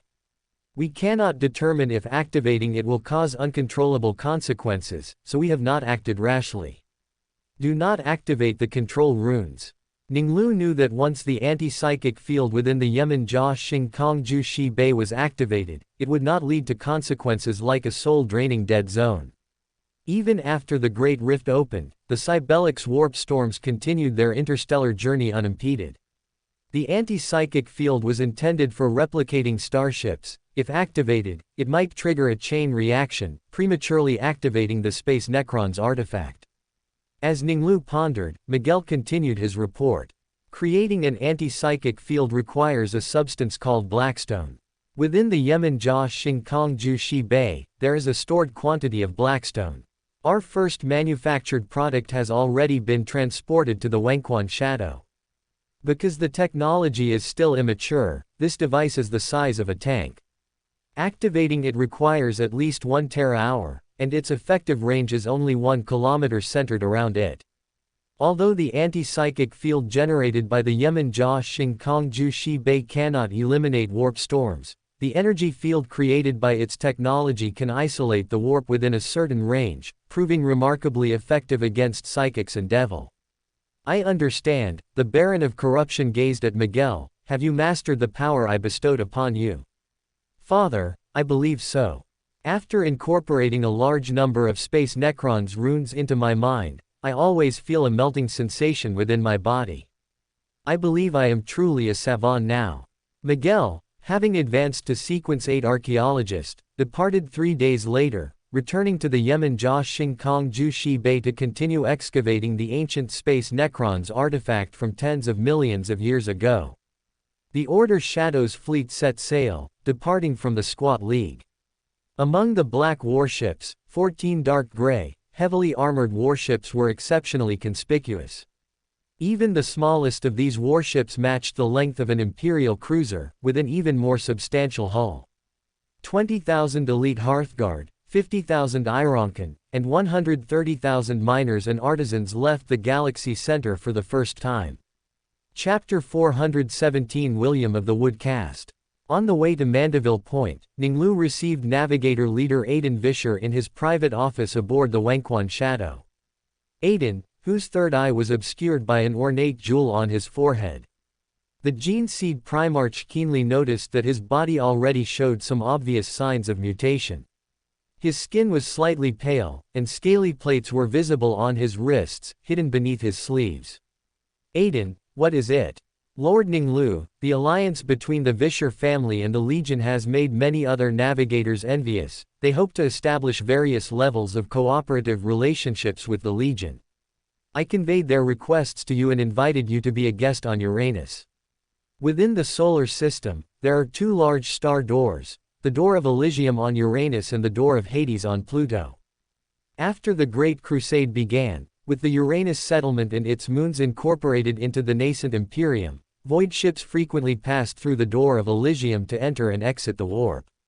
The navigator families established their new territories on the 27 moons of Uranus, which offered more expansive space compared to the valuable land on Terra, and also made it easier to conceal their secrets, which could not be known to outsiders, beneath their brilliance. Ning Lu had originally intended to go to the solar system to have some members of the treasure-hunting squad join the Legion and play a role in the future Cardinal campaign. After pondering for a moment, he agreed to Aiden's request.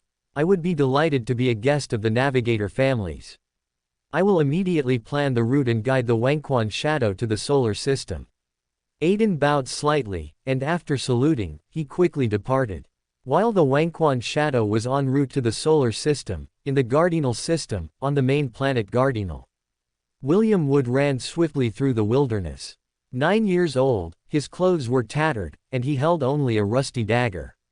For everyone on Cardinal, their destiny was determined from the moment of their birth. Their caste determined their fate, their social class, their profession, their food, everything. For thousands of years, the Wood caste had been the worker caste. Tens of thousands of Woods were workers, without exception.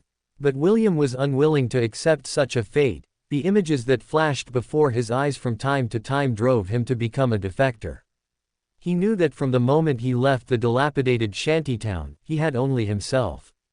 His caste, and the lords of higher castes, would not tolerate him. Once caught, his parents, his relatives, no one would condone his rebellious act. Death would be his best outcome. Punishments like being devoured by ants after being soaked in liquid chemicals, or flaying, were methods of punishment he had been told about since he first learned to speak, all for those who dared to challenge the hereditary system. William bit his lip, admonishing himself in his heart. Open black lens bracket. The tens of kilometers between chemical plants B12 and B13 are filled with waste. I must find a hiding spot. No, one hiding spot isn't safe enough. I need at least 3, like a cunning rabbit with 3 burrows. Wait, how do I know the phrase, cunning rabbit with 3 burrows, close black lens bracket? The Wood caste was the worker caste, they had no right to education. Every Wood only needed to master numbers and the bolded text in operation manuals. A phrase like, cunning rabbit with 3 burrows certainly didn't sound like something a Wood would use. William ran, breathing heavily. His breathing was heavy, yet he dared not stop, only trying to distract himself by thinking of other things. Suddenly, an image flashed through William's mind. A gray figure, dripping with mud, charged over at high speed. William then felt a strong gust of wind whipping at his back, and a strange chemical odor assailed him. Having grown up in a chemical plant, William was accustomed to the smell of chemical agents, but he was certain that the scent that suddenly invaded his nostrils was not any single chemical agent. It was the smell of many chemical agents and residues mixed together, similar to the smell in the sewage channels that child laborers like him, whose bodies had not yet fully grown, were responsible for cleaning. William's clothes clung to his back, his body drenched in cold sweat. He didn't have time to think, his body instinctively rolled. The sound of tearing cloth, and then something sticky, slapped his back. William felt a piece of skin torn from his back as he rolled and crashed awkwardly onto a mountain of stacked chemical dyes. The roars were no longer suppressed. The gray figure pounced repeatedly, kicking up gusts of mixed refuse. William's body tumbled continuously, bumping against the chaotic, irregular garbage mountains, aching all over. But William ignored the pain. As he rolled, his mind raced, thinking of ways to save himself. Suddenly, everything around him slowed down. As William landed on his back, he clearly saw the gray figure's appearance. Overall, it resembled a wilderness hyena, but its entire body was covered in mud, as if it had just been pulled from a chemical pit. A strange, nauseating odor emanated from its wide, foul-smelling maw, assailing him. A cold glint flashed in William's eyes. He pushed up with both arms, sprang up, and charged at the hyena. He guessed that the rusty dagger he had taken on his escape would not pierce the chemical mud armor on the hyena's body, so he could only risk trying to attack its vulnerable eyes. William plunged the dagger fiercely into the hyena's left eye. Broken yellow eye matter, disgusting fluid mixed with blood, splattered all over his right hand. But to William's astonishment, the hyena's movements did not stop. Its claws reached for him. Open black lens bracket. This dog thing is really tenacious. It didn't die. Close black lens bracket. William wanted to dodge, but the hyena was faster. Open black lens bracket. I don't want to die. I'm not reconciled. Can the worker caste truly never escape their destiny? Close black lens bracket. Just as the hyena's claws were about to touch William's body, an invisible force surged within him. With a bang, the claws struck a psychic field and were immediately repelled. Although William didn't know what had happened, his reaction after surviving the ordeal was swift. He forcefully pulled out the dagger and plunged it fiercely into the hyena's other eye. Once, twice, until he was completely exhausted, collapsing onto the garbage mountain with the hyena, mud splattering all over him. William lay weakly on the garbage mountain, gasping for breath. After a long time, his stomach rumbled, and only then did he shakily get up and retrieve the dagger from the hyena's corpse. William used his hands and the dagger to scrape off the mud, searching for the hyena's flesh. October 852, Solar System, the Wenquan shadow emerged from the door of Elysium.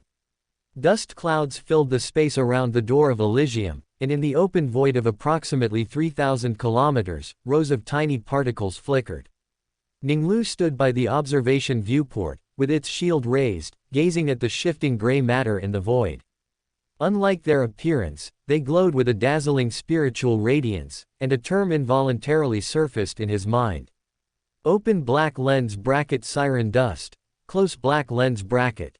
Ning Lu knew that for hundreds and thousands of years, starships entering the warp from this location would generate and scatter a mass of shifting, soft gray matter upon their departure from real space. The Navigator families and the Jovian clans had their exclusive name for it, Siren dust. Among them, a story also circulated.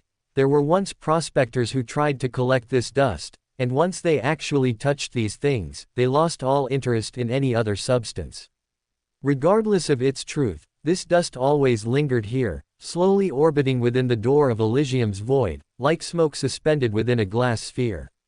However, the void around the similar door of Hades did not have such a substance. Siren dust was unique to the door of Elysium.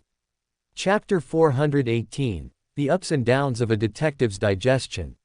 Ning Lu carefully distinguished the spiritual light emitted by the siren dust, thinking to himself. It seems to be a sequence 5-level magical material. Is it a constellation's master of the hermit pathway, or a traveler of the door pathway? When mortals salvage them, they lose interest in everything else afterwards. What about Astartes? As the Gene Seed Primarch pondered, he instantly entered the Telemaria mind realm's second layer, extending into the void. In a flash, the Gene Seed Primarch's consciousness traversed thousands of kilometers, reaching the center of the glass sphere. An ethereal murmur arose, and the swirling mist around him rolled like a siren, singing a song of temptation. The sound was unlike anything from the material world. It sang directly in his consciousness. Ning Lu felt as if an invisible force was tempting him to touch the soft gray substance.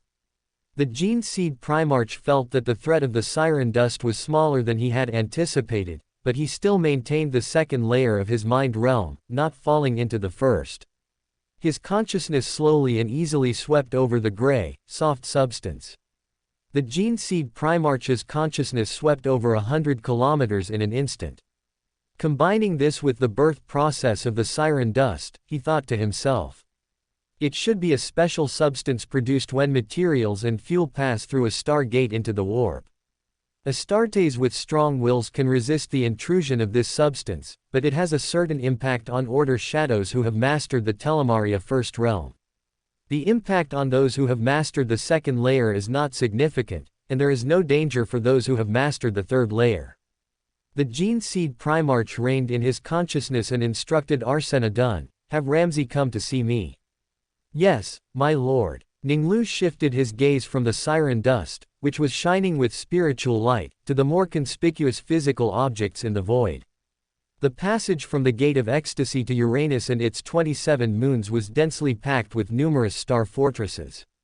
Like Pluto, the Gate of the Underworld, and most star fortresses, they were the size of a battlecruiser, 3 kilometers wide. They were embedded with numerous cannons and void shield generators. Taking down each star fortress required an entire battle group and would result in significant ship losses. However, compared to the Ramirez-class star fort, these star fortresses were like children compared to giants.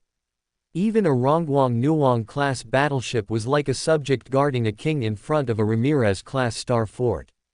As Ning Lu pondered, Arsena ascended to Magnus's second layer of mind realm and sent him a thought pulse. Although he was not a psychic specializing in this area, under the enhancement of Magnus's second layer of mind realm, he could transmit information over short distances. "My lord, in my recent leisure time, I have been reviewing information about stargates. The legends are very interesting and also make me feel conflicted. Something emerged from within during the ancient night. In the memories of the residents of the Uranus settlement, it was a story about star vampires and iron men. To guard the star gate, the first colonists built fortresses here, with warriors guarding the star gate. These outposts were called the Eyes of the Old Gods. The detective, also known as a detective, keenly sensed the contradiction within, combining it with the knowledge the Black Emperor had previously imparted to them. If the star vampires referred to a star god, well, according to the timeline, it wouldn't be a complete star god. When humanity settled on Uranus, most star gods should have already been imprisoned by the space Necrons. It should be a star god shard that had escaped. But if it was a star god shard, then their emergence from the star gate is very contradictory. The detective spoke his ratiocination in a subtle way, feeling a slight dissolving sensation within his body. "You told us that star gods are gods of the real world, and star gates are portals to the warp. They should not emerge from within." Ning Lu stood with his hands behind his back, not turning around, and responded with a thought pulse. "What is your conclusion?" As a detective, a master of ratiocination, he combined the information he knew about star gods, star gates, and iron men, and sent another thought pulse to express his meaning. It should be an escaped star god shard that devoured many planets before reaching the star gate. At that time, humanity dispatched Iron Man armies to block it, preventing it from approaching Uranus and numerous settlements. The final battle happened to erupt around the star gate. The siren dust here may originate from the star god's influence on the Gate of Ecstasy.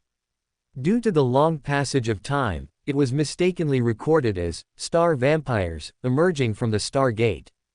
The detective found facts from his memory that supported his conclusion. According to records, the Gate of the Underworld was always under guard. As other parts of the solar system slowly fell into the darkness of the Age of Strife, they remained vigilant. Your ratiocination might be true. The Gene Seed Primarch's thought pulse made the detective feel a surging sensation inside, like boiling coffee. But there is another possibility. Another thought pulse made the boiling coffee rapidly cool down. The Burning One, Nyarlathotep Zata, once revealed to the space Necrons a method of entering the webway using tombstones, with the aim of bringing his terrible flames into the webway. It is not impossible for a certain star god shard to invade the star gate and emerge from the gate of ecstasy.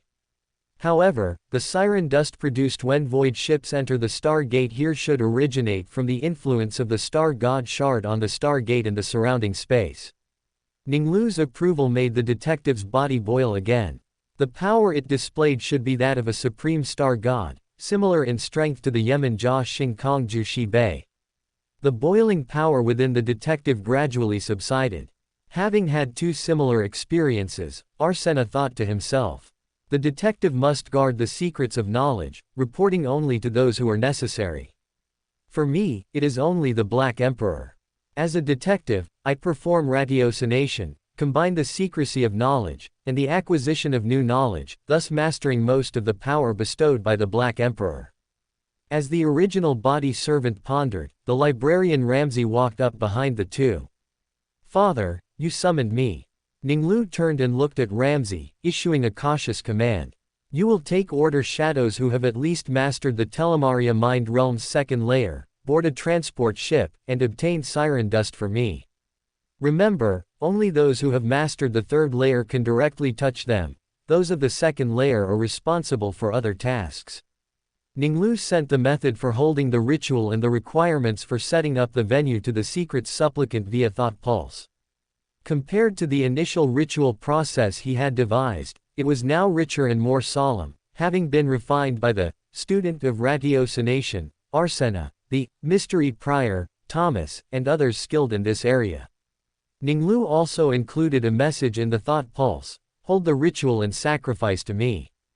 Information about the Black Emperor, rituals, and other details flashed rapidly through Ramsey's mind.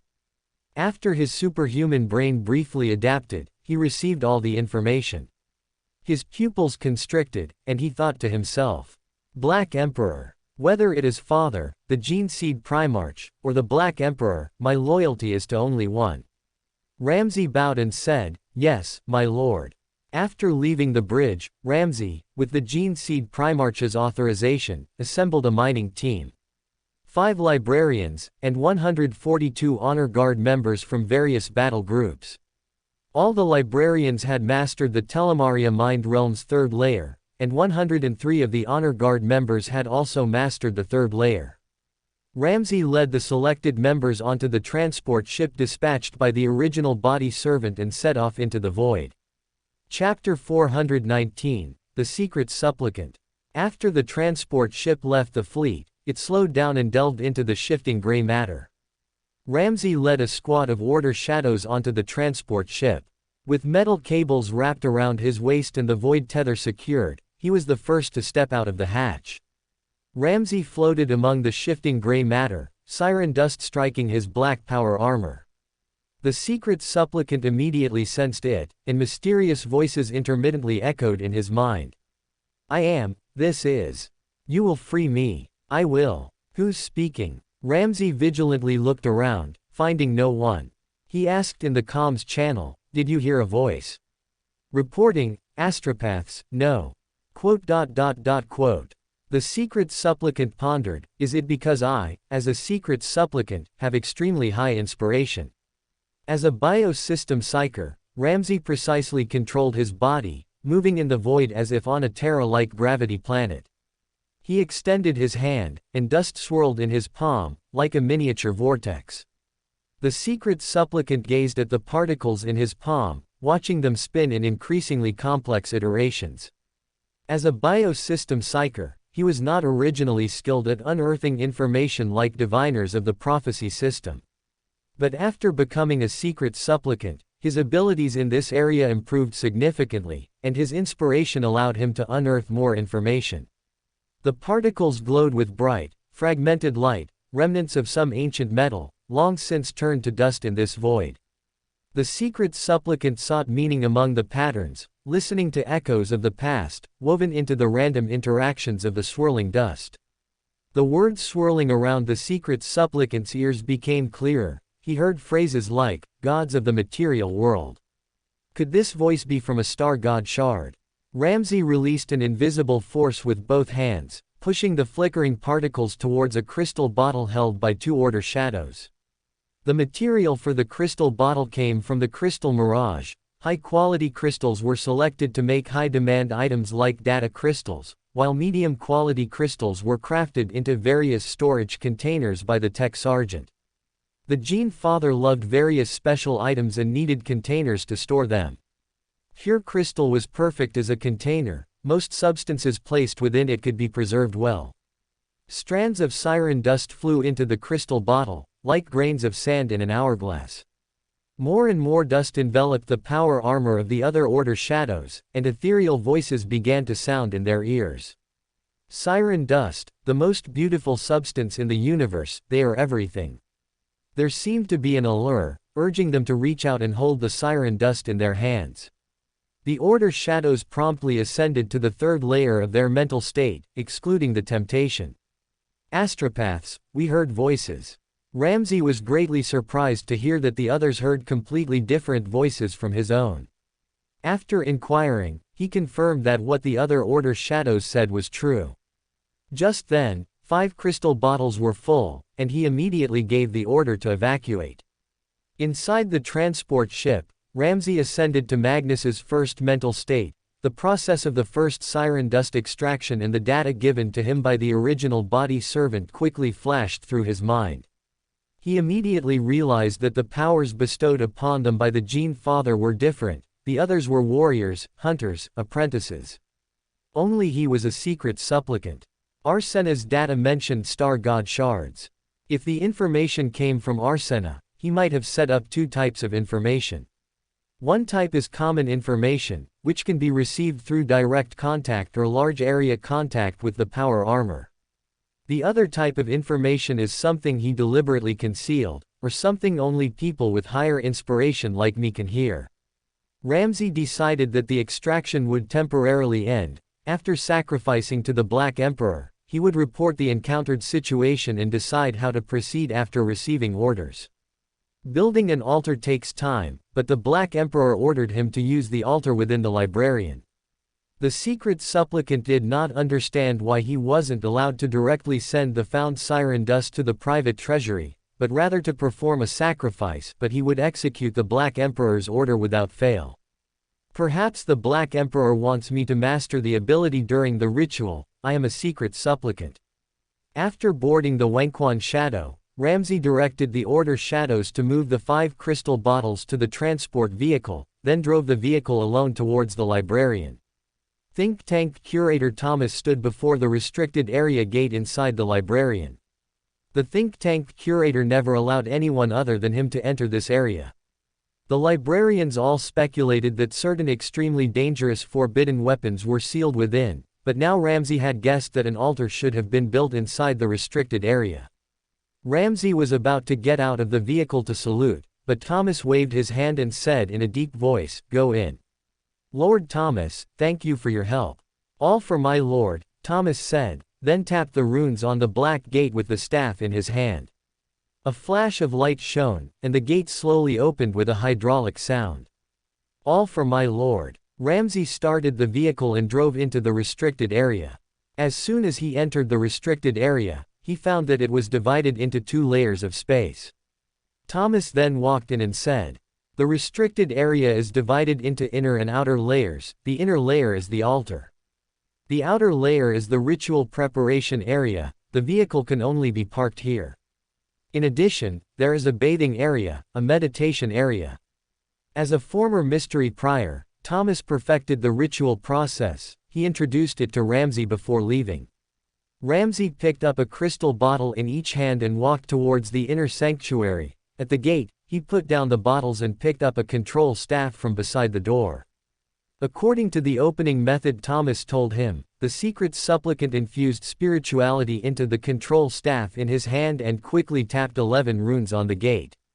The 11 runes were randomly distributed on the gate, including a book shape symbolizing the monarch's iron law, and a golden scale. The gate rumbled open, and Ramsey picked up 2 crystal bottles and walked into the altar. After lighting the flickering candles, he looked at the altar, 11 meters high and 33 meters in diameter. Around the altar were metal sacrificial platforms of varying heights, either square or round. Ramsey, carrying the crystal bottles, walked to the 2 nearest sacrificial platforms and placed the offerings on them. Then, he went back and forth twice, placing the other 3 crystal bottles filled with siren dust on the metal altar. The third time, his other hand, not holding a crystal bottle, picked up a bundle of ritual candles. After placing the crystal bottles, the secret supplicant drew out a ritual candle, gently stroked the flame with his palm, and rubbed it with spirituality. After repeating 3 times, the candle was lit, emitting a fresh fragrance, and the air in the enclosed altar immediately became fresh. The secret supplicant inserted 33 candles into the candle holders around the altar. He looked at the golden clock hanging above the inner hall door where the altar was located, and a line of Dun language numbers appeared, 33, 33. The secret supplicant learned from Thomas that once the altar setup was complete, a countdown would begin, and the ritual had to start precisely when the countdown reached 0. Different rituals had different procedures. For the sacrifice ritual he was to perform, other items on the altar were already present, he only needed to place the offerings. For different rituals, the final declaration of the altar being ready was always the lighting of the ritual candles. The secret supplicant left the altar and walked towards the bath. He took off his Mark II power armor, dripped 33 drops of ritual essential oil into the bath, and then lay down in the bath, which was 11 meters in diameter and 3.3 meters deep. The secret supplicant clasped his hands together, with his index fingers pointing downwards, and his other fingers together, naturally hanging downwards. 11 minutes later, the secret supplicant rose from the bath, dried himself, and changed into a black silk ritual robe. Then, he went to the meditation room and knelt on the black iron mat to meditate. The secret supplicant clasped his hands together, following the inverted gesture designed by the think tank curator and the original body servant, and entered a state of meditation. The meditation time was at least 11 minutes, plus the previous 22 minutes of bathing, with the remaining time for walking and flexible use, ample time that did not make one feel rushed. Ramsey closed the gate and walked onto the altar when the countdown reached the last 2 minutes. He picked up the ritual dagger and chanted in Dun language. I sanctify you, blade of ritual. I purify you, to serve me in the ritual. Quote. Spirituality surged from the tip of the blade, and the secret supplicant felt signs of slight dissolution within his body. He stood up and walked around, an invisible power flowing outwards. The secret supplicant felt that a spiritual wall had indeed been erected around him, excluding all impurities. At the same time, the melting sensation within his body became more pronounced. Through the previous meditation, his body, mind, and soul had already quieted down. He knelt on the black onyx cushion and recited the formal incantation in Dun language. The Black Emperor of the Order Shadows. Mysterious ruler of the chaotic kingdom. Quote. As he recited the prayer, Ramsey felt his body boil. I implore your gaze. I implore your favor. I offer you sacrifices. Quote. Chapter 420, The Sequence 8 with the Highest Potential. Tianwang Wei Wu, the Othello family's territory, occupies nearly a quarter of the entire moon. Inside the magnificent villa, Ning Lu drank the delicious black tea brought by the maid, and a whisper sounded in his ears. Open black lens bracket Ramsey, close black lens bracket. You may withdraw. I need to rest for a while. Arsena Dun bowed slightly, and before leaving, he reminded, My lord, the banquet hosted by the Othello family for you begins in 2 hours. I know. After watching the silver-haired servant withdraw, he, who had left Jushin's spear on the worthy shadow, decided to go directly to the nation of disorder. The Baron of Corruption raised his hand and drew out Val's sword, spiritual energy spreading, and, changed the concept, turned it into an ordinary blade. The Gene Seed Primarch's wrist flickered, rapidly tapping out a distorted symbol on the ground. In an instant, he finished outlining the Somes rune, creating a sealed space in the 200 square meter suite where he was resting. As the Baron of Corruption sheathed his sword, he looked around.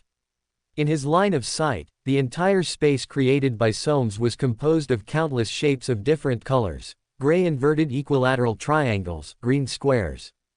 Through repeated use and dismantling, combined with research into the shapes, the Baron of Corruption dismantled the Somes rune from his own perspective. The gray inverted equilateral triangle serves to suppress psionic energy. It was what allowed Magnus to cut off all Thousand Suns connections to the warp when holding the Primarch meeting. Open black lens bracket. I have a preliminary understanding of the runes that make up the Somes rune and the lines of rules that only I can see. I can start attempting to construct the rune with spiritual energy. Close black lens bracket. While Ning Lu was thinking, with a thought, he arrived at the Nation of Disorder. He discovered on the shadow side that there was an additional shimmering dark red light sphere, constantly expanding and contracting. The Baron of Corruption then arrived at the fourth layer of space. With a thought, his spiritual energy spread out, instantly connecting this layer of space with the dark red light sphere on the shadow side in Ramsey. After being promoted to the Baron of Corruption, his authority in the previously opened spaces also increased, making it much smoother to control them than before. Inside the inner area of the Librarian restricted zone on the Worthy Shadow, black mist surged on the altar. The secret supplicant felt a burning sensation within his body. He looked up slightly and saw a fierce wind spontaneously generate, sweeping up 5 crystal bottles filled with siren dust, flying towards the gate. My lord, when collecting siren dust, I made a discovery. Please listen to me. The black mist enveloped the secret supplicant's body, swallowing him. At the same time, he felt something rapidly melting within him. Ramsey regained his senses and found himself in a mysterious, unknown space. The secret supplicant discovered that his spiritual perception was useless here. He could only see within a 2-meter radius around him. Deep within the black mist, a magnificent figure sat high on a throne. Ramsey, well done. You have collected siren dust for me. The secret supplicant maintained his hands clasped together, in an inverted posture. My lord, I took a transport ship and arrived at the area densely covered with siren dust.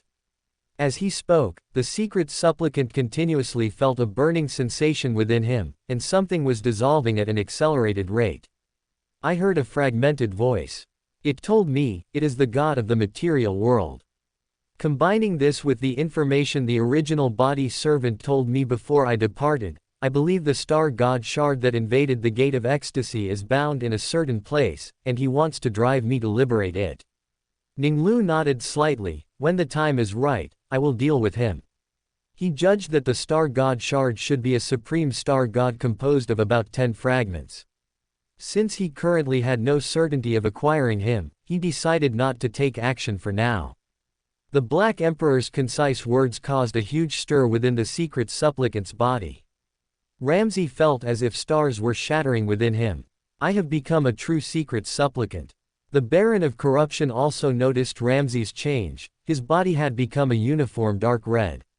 Sure enough, after performing the ritual, praying to me, and receiving feedback almost equivalent to the Black Emperor in the Nation of Disorder, Ramsey digested the secret supplicant potion. You have mastered the power I bestowed upon you. After I send you back to the altar, I will bestow new power upon you. After becoming a listener, you will go to that area again, and perhaps you will gain power from the voices. But be careful. Once you feel your will being invaded, immediately ascend to the 3rd layer of the Telemaria mind realm and immediately give up. You must pray to me every day, and I will decide whether you continue. The listener is potentially the sequence with the highest potential among all sequence 8s. They might even gain abilities far exceeding low-level beyonders.